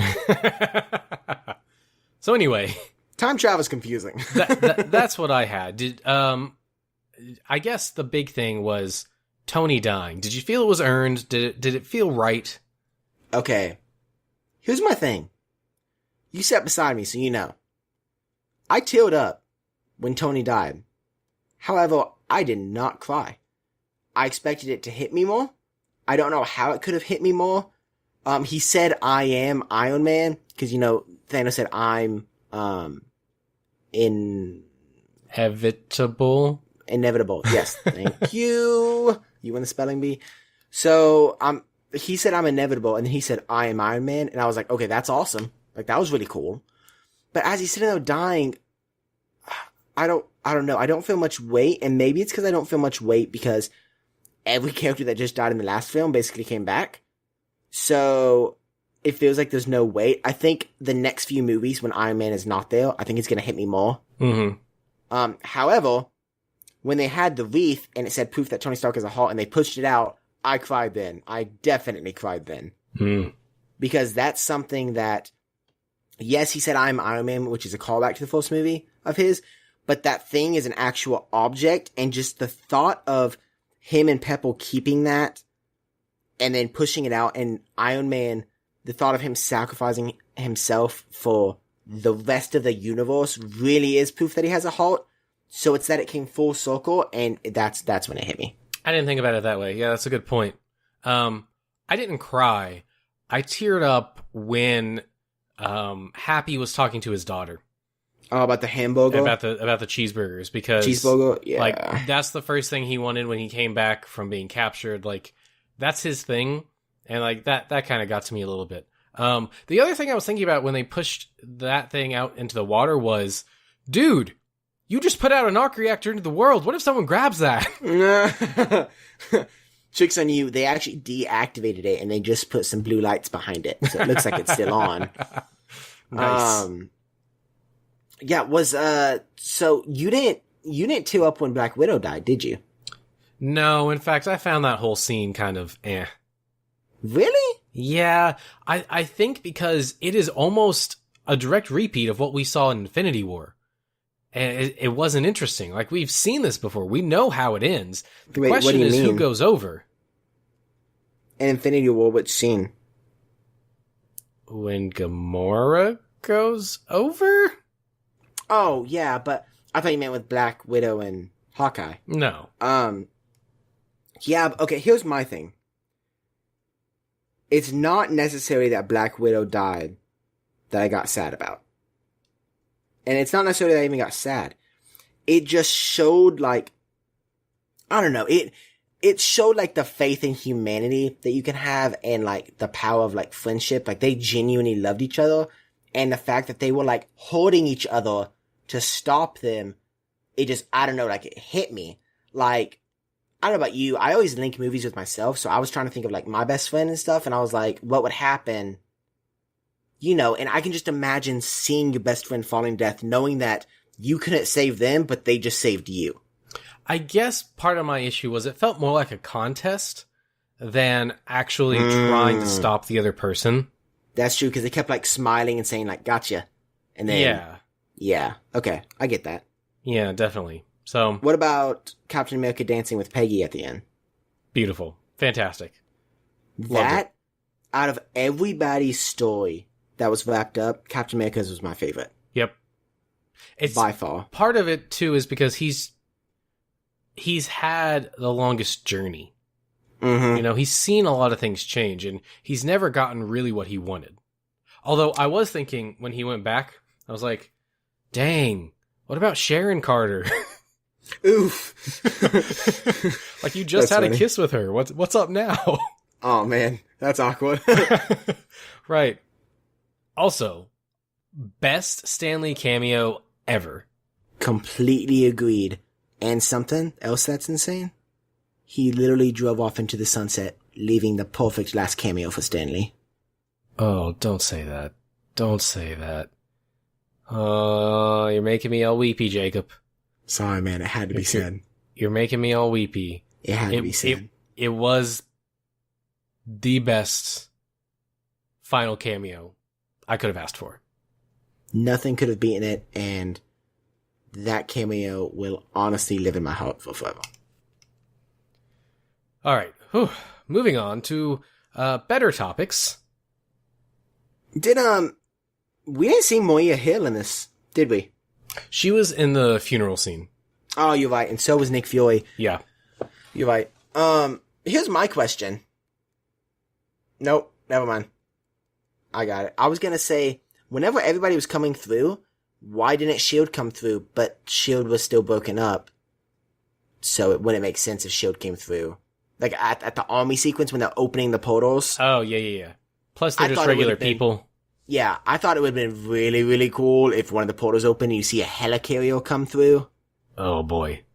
Oh, my goodness. Can you imagine? I thought, for a minute, they were going to pull in people from other dimensions. Really? I thought they were going to be, like, multiple of the same character. Different versions. Would you have liked that? I think so. Depends on how they did it. You have, instead of Captain America, you have Captain Britain and Canadian Captain America. Yeah, like stuff Captain like that. Or Canada. like Throg and stuff like that, you know? Oh, I'm so upset. I am so upset that, oh my goodness. Oh, come on, Jacob. Come on. The giant blue guy. Stone guy. From Thor. Laufey? No. The one that's in his apartment with him. Oh. That's voiced by... Korg. Yeah, Korg. Where was Korg at the end of that? Korg's a lover, not a fighter. But Korg's awesome. But he's a lover, not a fighter. Did you know Howard the Duck is in that scene? No, he's not. Yeah, he's in the background. You can see him. No, he's not. Yeah, look it up. Oh my god. I will, but not right now. Just because I'll freak out. All right. That's awesome. You got anything else for this movie? Okay. I know we're getting long, but we have to have a minute for each minute in the movie. So we still have another hour and a half. Yeah. No, I'm just kidding. Okay, a couple questions for me. Okay. One, me and you talked about this, but I just wanted to give it to the listeners. Do you think now on the Disney Plus they will change the name from Falcon and Winter Soldier to Captain America and Winter Soldier? Oh yeah, maybe. We actually didn't talk about that. What did you think about him handing over the shield? Okay, so I thought about it. For the longest time, I really wanted Winter Soldier to have it. I thought it would have been really cool from like best friend and mentor passed down. However, I really like how they gave it to Falcon, because how Falcon's gonna use the shield is completely different than the current Captain America that we had. It's almost like a new character. Yeah, I mean, I that's true. I like it for a different reason. I think that you can't give it to Bucky, because Bucky, he doesn't have the moral compass that Steve has. He doesn't have the ideals. He's done things. And Sam is far closer to Cap in his loyalty, in the way he handles things, and pretty much just his ideals. He seems like the ideal person to pass it on to between the two of them. I agree. So here's the question. Do you think Winter Soldier and Falcon are now going to be best friends? Because that's what it kind of made me feel like. Like when the movie was ending, they seemed really close already, but we haven't seen that many interactions between them. I don't know if they'll be best friends, but they've always had a good chemistry. I mean, think back to Civil War when they're in the car together, and oh yeah, it's funny, right? So I think they're friends. I think they might become better friends. I don't think they're ever going to be Steve and Bucky level, but good friends. Okay, so we've talked about Captain America. We might as well talk about Iron Man. This is a dual question. Well, actually, it's a triple question. Okay. So one, we saw the kid from Iron Man 3 in the death scene. Do you think he'll come back in the MCU at all? Nope. Or do you think it was just a callback? Just a callback. Okay. Second, if you hear that loud rumbling, it's the garage opening. So second one is, do you think we will ever see Rescue again? Potentially. I think that she'll keep it, and it might come out sometime. Okay. Lastly, do you think that they will have where, if these Marvel movies go long enough, or if there's another time jump, that Iron Man's child will become the next Iron Man. I hope not. You hope not? I hope not. Bring in other characters. We don't need another Iron Man. We've already got War Machine. Okay. So, well, here's a question. Would you rather have just War Machine? Or would you rather have War Machine die and then bring back another Iron? Kind of like the new, like Iron Lad or Iron, what's the current one? It's the young female. Iron Heart. Yeah, something like that. So wait, what's the question? Okay, sorry. Would you rather keep War Machine now? Okay, and have it, 6 years in the future, would you rather War Machine still be here? Or would you rather him retire or be dead and bring in someone like Ironheart? I would rather War Machine stick around. Okay. Yeah. I like him as a character. His armor is different enough from Iron Man's. You know, we don't need another red and gold armored person. Yeah. Okay, I get that. Okay, my last question, I think, let me look through my notes. I wrote some things down, just to see, we didn't really say this. It was awesome when Thor dual-wielded Mjolnir and Stormbreaker. That was, so cool. Yeah, I agree. That was I so liked cool. that. I liked that more than I liked Cap picking up Mjolnir. Really? Yeah, the second time I liked it more. The first time I felt like it came out of nowhere and again was kind of there just as fan service. The second time it felt more earned. It made a little bit more sense. And, it's been teased for a while. Do you get why he could pick it up now? And he couldn't pick it up in Ultron?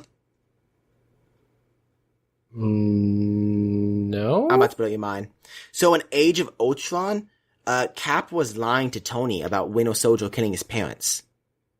After Civil War, there was nothing that Cap was hiding anymore. Cap was completely honest and everything with Tony, and he was literally risking his life. And so as he was battling for the universe and he wasn't hiding anything, he could then pick up Mjolnir because in Ultron he could move it, but he wasn't completely worthy because he was lying to Tony about that. And yeah, I think that's why. I don't buy it. I think that's a stretch. I'm pretty sure Thor's lied to a lot of people. I don't think a lie makes you unworthy. Well, it's not necessarily that it's a lie. I don't think. It's that the severity of the lie. Tony was Captain America's best friend, the person he basically trusted the most, and he couldn't tell him, other than like Winter Soldier, he couldn't tell him that he knew who murdered his parents, and he led on for years and years and years lying about it. Also, he didn't know. When I rewatched Civil War, I noticed he basically says he knew that it was the organization. He didn't know it was Bucky. No, because they said, no. I thought he's... Nope, because I watched it, and I'm pretty sure that I rewound it to hear it again, because I didn't hear what I thought was there, but he basically says, I knew it was them, I didn't know it was him. See, I thought what happened was he said, I knew it was them, I didn't know it was him, and then Tony kept saying, did you know? He's like, no, did you know? And then eventually I thought Cap said yes. When he says yes is when he says, I knew it was them, not him. I'll have to rewatch that. I don't not believe you. I always thought it was the other way. I mean, fact check me. No, I mean, I will. I definitely will. I'm don't I'm not worry. saying that you're wrong. And then, I had one last thing. Where was it? I had literally just saw it in my notes. Thoughts on Ronan. We didn't talk about him at all. Yeah, forgettable. Really? The fact that he's Ronin really makes no difference to this movie. But did you like seeing the change from Hawkeye to Ronin? I mean, the costume looks cool, but it really doesn't come into play. I like the sword. Yeah. That's kind of where I'm at. Yeah. Okay. I think that... Oh! No, I had one more. Now that all the original Avengers are done, okay? Who are the next, if you had to bet on the next 3 characters that are introduced to the MCU, who would you bet on? Well, the fact that Marvel has an Eternals movie in development makes me think the Eternals. Not counting that.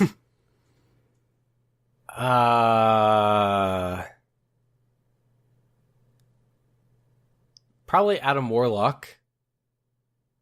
Okay. I don't know. As a good guy or a bad guy? I don't know, because like any movie could have new characters in it. Sorry, by new characters I mean a hero. So like the most recent new character would be Captain Marvel. Heroes that are going to stick around for at least a few movies. Yeah, I don't know. That's such a tough one. They could pull any of them. I really have no idea. Okay. So I've thought about this, and I've only come up with one. I've been thinking about this. I honestly... Is it Moon Knight? No. But that would be interesting. Okay. I would love to see Moon Knight. I think that'd be awesome. But I think, this is gonna be weird. You won't agree with me. So I honestly think the next like big character that they're gonna introduce is Reed Richards. I'm calling it now. I think if the merger had happened last year, maybe. The only reason I say that is because the next phase is the cosmic phase. And this is the perfect phase to introduce the Fantastic Four. Everything about them is cosmic. You know, how they got their powers, and Reed Richards, knows so much about it. So it would make perfect sense for them to introduce him, even if it's just like a tease that he exists in the universe. I just had a mind-blowing idea. What? So, what if, in this movie, they say that when Thanos snaps his fingers, there was like this major cosmic thing. What if that's what gives them their powers? Oh my goodness. What if they're out in space when he snaps, and that's the wave that gets sent through them to give them their powers?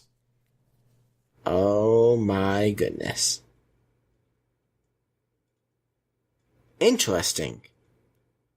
It's probably not what they're gonna do, but could be. I was thinking the other day how to incorporate X-Men after the snap. I was trying to think of that and seeing if anything could be done, but there's nothing really that would make sense, I don't think, that could be done. I don't think so. But yeah, I think this would be the perfect phase. I do think they'll introduce him this phase. I don't think it'll be the whole Fantastic Four, necessarily. But I think Reed Richards will be one, especially since Tony is gone and Professor Hulk is severely injured. Mm-hmm.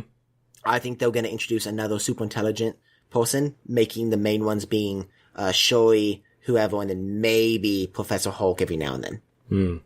I think they'll introduce them all together. Okay. Interesting. All right, Jacob. So, there's still going to be some Marvel talk after this, but I wanted to break out my rankings for all MCU movies. I went back and I made sure everything was on here. My goodness. I gotta look at mine. To remind you, my top 3 are Avengers Infinity War, Captain America the Winter Soldier, and then Black Panther. My bottom 3 are Iron Man 3, Iron Man 2, and Ant-Man and the Wasp. Ant-Man and the Wasp being the lowest. So when I'm looking at my list to place this one, I struggle.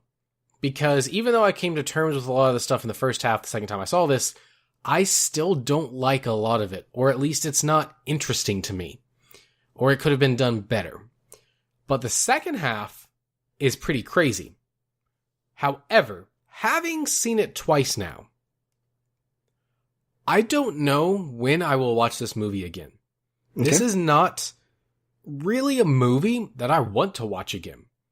This is like an event movie. I'm glad I saw it. It was an event to see it. It was a build up. But having seen it, as a movie, it doesn't do much for me. Infinity War is by far a better film than this movie. This movie is filled with a bunch of callbacks, a bunch of things to help us celebrate the 11 years that the MCU has been around, which is great. But when you're just looking for a film that has a really interesting story with interesting characters, it gets really, really muddled. So when I look at my list, I'm kind of looking at it as, all right, this movie is, it's good. It's decent. It's good. Like, there's got great stuff in it. It's way down by the front half. Will I watch it again? Probably not.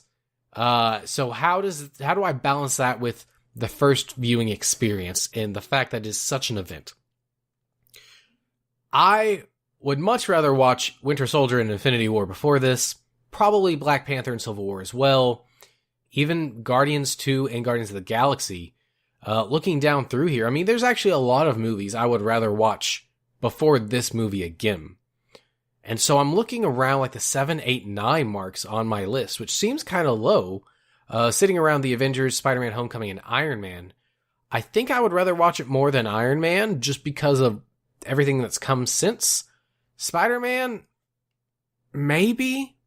I think Spider-Man's really good, and the Avengers is really good as well. So I've been struggling. I haven't actually decided. I'm just deciding right now. I'm going to put it at my number 9 spot underneath Spider-Man Homecoming. And what was that? I said, oh, wow. I know, it's lower than you would think, but honestly, it really comes down to what I said. It's an event. It's not necessarily a film, if that makes any sense. It's not a film that's got a strong throughput story. It's a movie that's composed of a lot of different ideas. So, my list, starting all the way at number 1 and going down to 22, consisting of 11 years of movies, is this. Number 1, Avengers Infinity War. Number 2, Captain America The Winter Soldier. 3, Black Panther. 4, Captain America Civil War. And then going on down is Guardians 2, Guardians 1, The Avengers, Spider-Man Homecoming, Avengers Endgame, Iron Man, Thor Ragnarok, Doctor Strange, Thor 1, Captain Marvel, Avengers Age of Ultron, Thor the Dark World, Captain America the First Avenger, Ant-Man, The Incredible Hulk, Iron Man 3, Iron Man 2, and Ant-Man and the Wasp. Wow. Does that make you happy that you have all those now? It does. I feel accomplished that I actually have a list. I don't ever list things like this and rank them. So I kind of feel accomplished that I have a ranking. I'm not going to lie. So I'm looking at mine, right? I haven't actually sat down and done this. I'm missing 3 movies right now. And I'm adding them as we speak. Just to make sure that Sorry. I want to get this down. I'm not missing that one. Caleb, talk about something. Okay, so it has been a crazy 11 years.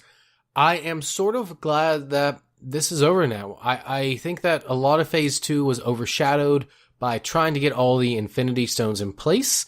And I think that now that we're done with them, it really leaves the door open to some new things. Some things that we haven't seen before. Maybe some crazy cosmic things. Maybe some crazy magic things. Things that will really open up the world in an even bigger way. Because it is pretty open at this point. But when you compare it to the comics, there's a lot of stuff that isn't in here. So I'm excited for that. Okay. Nice. Thank you. 4, 5, 6. 1, 2, 3, 4, 5, 6, 7, 8, 9, 10, 12, 13, 14, 15, 16, 17, 18, 19, 20. I don't know what I'm missing. All right, well. just go. I'm going to give that's what I was going to say. I'm just going to give my top 20 because I honestly don't know what I'm missing. Caleb, you can tell. Oh, Guardians 2. I was looking down. I was like, wait a second. There's something missing. Okay. Well, I already know exactly how I'm going to put that. Okay. Are you ready for my list? This is interesting because you've never actually heard this list. Okay. So, number 1, Captain America Winter Soldier. Oh. Yes. Number 2, Endgame. I love it so much. But that might go down the second time I see it. Wow. That might go down. Number 3, Iron Man. Number 4, Captain America Civil War. Number 5, Black Panther. Number 6, Captain America. Number 7, Spider-Man Homecoming. Number 8, Guardians of the Galaxy. Number 9, Avengers. Number 10, Thor Ragnarok. Number 11, Doctor Strange. Number 12, Guardians 2. Number 13, Avengers Age of Ultron. Number 14, Thor. Number 15, Captain Marvel. Number 16, Ant-Man. Number 17, The Incredible Hulk. Number 18, Iron Man 2. Number 19, Thor the Dark World. Number 20, Iron Man 3. And number 21, Ant-Man and the Wasp. You're missing one very important movie. Am I? What am I? Oh, wait. Infinity War. I knew it! Okay. Let me look real quick. I think I'm actually gonna stick Infinity War right above Black Panther. So what's that at? Making it 1, 2, 3, 4, 5. Number 6. Wow, that's really low. Yeah, I don't know why. So my top 3, Winter Soldier, Endgame, and Iron Man. Winter Soldier will all time, I think, be my favorite Marvel movie. It's just such a good movie. Endgame, right now, I love it, but it just came out. So I'm gonna update you guys later on after I see it again, because typically the second time I see movies, they do go down. Because again, I'm not very critical the first time I see them. And then Iron Man, it's been 11 years and it still holds up. It's such a good movie. Mm-hmm. And yeah. So that's my list. All Boom. right. That's a good list. Thanks, man. I mean, it's wrong. My list is right, but I mean, it's a good man. list. All right. What was your very last movie? Ant-Man and the Wasp. Okay, good. We agree. Okay. Yeah. Yeah, it's not the best. Okay, so with Endgame behind us, let's look forward to what comes next. Spider-Man Homecoming comes out this year. Beyond that, none of the other movies have been confirmed officially. Of course, they are working... Did you say Spider-Man Homecoming? You mean Spider-Man Far From Home? I probably did. That's why these names are terrible. Far From Home being... He came home and now he's leaving, because that's what college kids do. It's true. Far From Home comes out this summer. Aside from that, nothing's been officially confirmed. A Black Widow movie is in development, as well as an Eternals movie. There's rumors of Doctor Strange 2, Guardians 3 at some point. But we don't have any solid dates on, though. Kevin Feige has said that they will announce some things probably this year, but they're not going to do the same thing they did with Phase 3, where they announce everything at once, which I think is a good move. But they've also got a lot of other things to tide us over until then, namely the TV shows on Disney+. We've already talked about Falcon and Winter Soldier. Good with that. What about WandaVision? Vision is still dead. So is this set earlier? Is this unconnected to the MCU? What do you think this is? I did not realize that was a show coming to Disney+. Yep. Wow, it's called WandaVision? It's called WandaVision, yeah. Interesting. I think it's actually going to be about their time when they're away. In Infinity War, whenever they're in, I don't know where it is, it's somewhere overseas, and they get attacked, I think it's going to be about their time there. Yeah, it definitely could be. The problem with that is she's part of the Secret Avengers at that point, and that might play into it really weird. Interesting. But it could work. The problem is you can't go too far back because Vision wasn't created. Right. Like you can't... I know. There's not that much time to choose from. It's weird, isn't it? It is weird. Huh. That'll be interesting. We don't have a solid date on that, do we? It's gonna debut with Disney+. Oh, do we have a solid... I know we have a solid date on Disney+, right? Yeah, I think it's in November. I want to say that's right. You getting it? Oh, definitely. Yeah, me There's too. enough Marvel stuff that is exclusive. That's what I was going to say. Yeah. I was already thinking about getting it, and then they started naming these exclusive stuff, and I said, oh yeah, I'm definitely getting it. Yeah, definitely. I'll drop the DC streaming service. Wait, you did, or you're going to? No, I will, probably. Okay, gotcha, yeah. We also talked about the Loki show already. They're also doing a Hawkeye TV show. That one could honestly be set anytime. I don't really think it matters. Most of the time he's retired. He's retired like 3 times at this point. Yeah, he should retire from retiring. Right. Retire and then retire from retiring. Which is going back to work. Right. And I do want to go back to the movies a little bit. The big bad for the last not really 11 years. It's really more for like the last 7 years has been Thanos. Everything's building towards it. Is there a new big bad? Should there be a new big bad? Do you think they should wait to introduce one? Do you think there should be one at all? What do you think? I don't think there should be one. I agree. At least I want to wait. I want to wait a good amount of time. I want to wait 5 or 6 years before we're even started to be introduced to a big bad. I think it would be really interesting to do an Avengers movie where, sort of like the first one, where a villain just shows up and then they all have to get together, because they all kind of know each other at this point anyway, so it wouldn't be a stretch for them to like call each other for help. That's true. I like movies where they have to do stuff that's kind of unplanned. Yes. These last 2 movies we've seen, they've had major plans and they've tried to go through with them. But I like movies whenever they'll just thrust it in and you have to see how they react. Mm-hmm. I agree. I think that would be way more interesting. And then perhaps the biggest question of the MCU moving forward is, will it continue the way it has? It has built and built and built to this point, but is this a jumping off point for people? I have heard from friends that they kind of were just going to see this movie out of obligation at this point. So now that it's over, will people stay invested with the other movies, or will they just kind of jump off and Marvel will slowly decline? I worry. So we've been in 11 years of superheroes hype now, since The Dark Knight.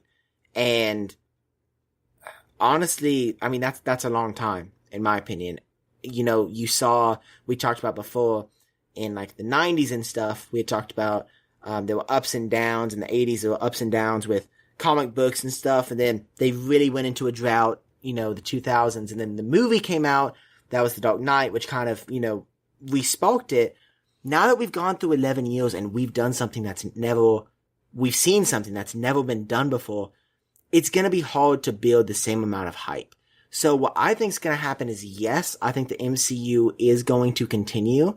I think they are going to try to stay at the amount of movies that they are producing now. Although ultimately, within the next few years, I think they'll decrease to maybe 1 or 2 a year. Mainly 1, I think. And I think they're going to have an issue, honestly, selling people. Because at this point, either you grew up on comics and then you were older and you wanted to see these movies because you grew up on the comics, or you grew up watching these movies. From now on, there's nothing that, the kids that are going to be coming up, they didn't grow up on comics, most of them, and they didn't really grow up watching these movies now because they're all out. They could have binge watched them, but they don't have the same experience of, like me and you talked about, waiting and seeing them. So it's going to be really interesting to see the crowd that goes, because I've talked to several people that have gotten superhero fatigue already. And I know that's a problem that people have.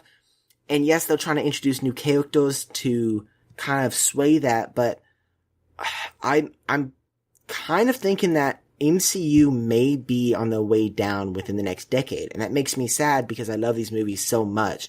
But there does come a point where there's just too much supply out there and people aren't just going to want to see them anymore. Mm-hmm. I think that the MCU is still going to be around for a long time.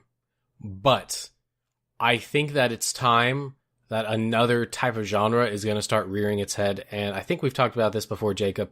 My bet is on anime and manga adaptions being the next big thing. Between Alita, people really liked that movie, and Pokemon coming out that looks really good. I think they have finally figured out how to crack that code. And for the people that say that's never going to happen, just take a look at the superhero movies back in the day, in the 70s, 80s, and 90s. Except for Batman and Superman, things weren't great. I mean, there was a lot of them, and they did not do well. Some of them really crashed and burned. They didn't understand how to translate it. It wasn't until Marvel came along and figured it out that things really, really jumped off. Or, I mean, I guess there were some others, like Spider-Man and X-Men, but it took a period of time to figure out how to do that. And I think we're at that point with anime and manga adaptions. But just there's those two big movies coming out, or that came out, Alita and Pokemon, but also Netflix is doing a lot of live action anime stuff with Cowboy Bebop and several others. I really think that's going to find its footing, and over the next few years, that itself might start to topple the MCU a little bit, but I don't really think the MCU is going away anytime soon. Maybe it does drop down to one movie a year, but it's like James Bond. It's always going to come back. Yeah, I do think that. I don't think the MCU will ever go away. However, in this last decade, I think they are going to start to dwindle a little bit, which happens to a lot. I mean, look at Star Wars, how big it was. It happened to them too. But look at it now. It's come back. It's not nearly as strong, but it has come back. And so I agree. But it's going to be interesting to see what happens with them for sure. Well, I've got written in my notes a section for review and legacy, and mostly that's because that's what I had on when we did Infinity War. And honestly, we don't know what the legacy is going to be of this movie, except for that it's a massive milestone, and maybe it will end up being a turning point for the MCU. But we're just going to have to wait and see, and maybe 10 years down the road, we'll do another retrospective, and we'll come back, and we'll fill you guys in on what's happened in the meantime. I am. Caleb, do you care if I just give my final thoughts on the saga? Go for it, man. Okay, so I just wanted to say, starting 11 years ago, when I was 9 years old, The Incredible Hulk and Iron Man came out, and going through these past 11 years and having these amazing heroes to look up to and to be able to actually relate in an impossibly real way, that's insane. I mean, to be able to take an on-screen character of a superhero that is physically impossible to exist in our world and somehow finding a way to connect with them and to look up to them and to learn from their mistakes even, it has honestly been an insane journey, and it's unlike anything I think I'll ever experience again with movies or any genre of anything. You know, you take books, games, movies, anything like that. I don't think anything will affect me as much as the Infinity Gauntlet saga. And this movie was just incredible to see the culmination of 11 years of actors and movies and, you know, people taking ideas from different scripts and writers and directors and just seeing how it's progressed and finally having the ending of what started 11 years ago is absolutely mind-boggling, and it makes me sad to think that what I know as the Avengers is over. However, it makes me excited to see what the future will present in terms of the Avengers and the MCU as a whole. You know, listening to you, I sort of kind of got emotional. So I feel like I should say something now. This series has, like I said earlier at the beginning of the podcast, been around for nearly half of my life. And like you, I've grown up with it. And they are just movies, but they've become cultural phenomenons. And for me, they've really become a touchstone of my life. I have seen all of these movies in theaters. I have lived them. I have breathed them. I've been on the forums. I've been on the websites. I've been on YouTube. I do this podcast now. Like, they have significantly impacted my life in a lot of ways. And to try to sum up what that has meant is, quite frankly, impossible for me to do. It's been a crazy ride. There's been stumbles along the way, sure. There's been films or choices that I didn't quite enjoy as much, but there's also been really heart-wrenching moments, and there's been moments where I've cried, and there's been moments where I've cheered, and it's run the gamut on what human emotion can do, and the experiences that you can give a person in film. Film is so diverse, and the MCU has really embraced that, going from political thrillers to comedies to these space epics. And I think to an outsider, what I'm trying to say might sound childish, and it might sound kind of immature and funny, or like I need to grow up, but it's really been a central touchstone of my life. The same way Star Wars is a touchstone of other people's lives, this is a touchstone of my life. And I do want to say thank you to everyone that's been involved and continues to be involved. Thank you to Kevin Feige for being the guy to steer the ship. Thank you to the directors. Thank you to Joss Whedon for being the first one to bring a group of heroes together. I can't imagine how many people have been involved in this. I mean, thousands upon thousands to make this saga work. And sure, sometimes when things are wrapped up together, you can tell that they weren't always meant to be that way. But they have done a fantastic job getting us to this point. They've built it up, and even though I didn't love all parts of the movie, it was satisfying. And to be able to say that 11 years of build-up is satisfying is unheard of for anything. I can't imagine anything being satisfying after waiting for that long. So, thank you. I tip my hat to you, good sirs and good madams, for all of your work. Thank you for everything you've done, and I look forward to see what you're doing next.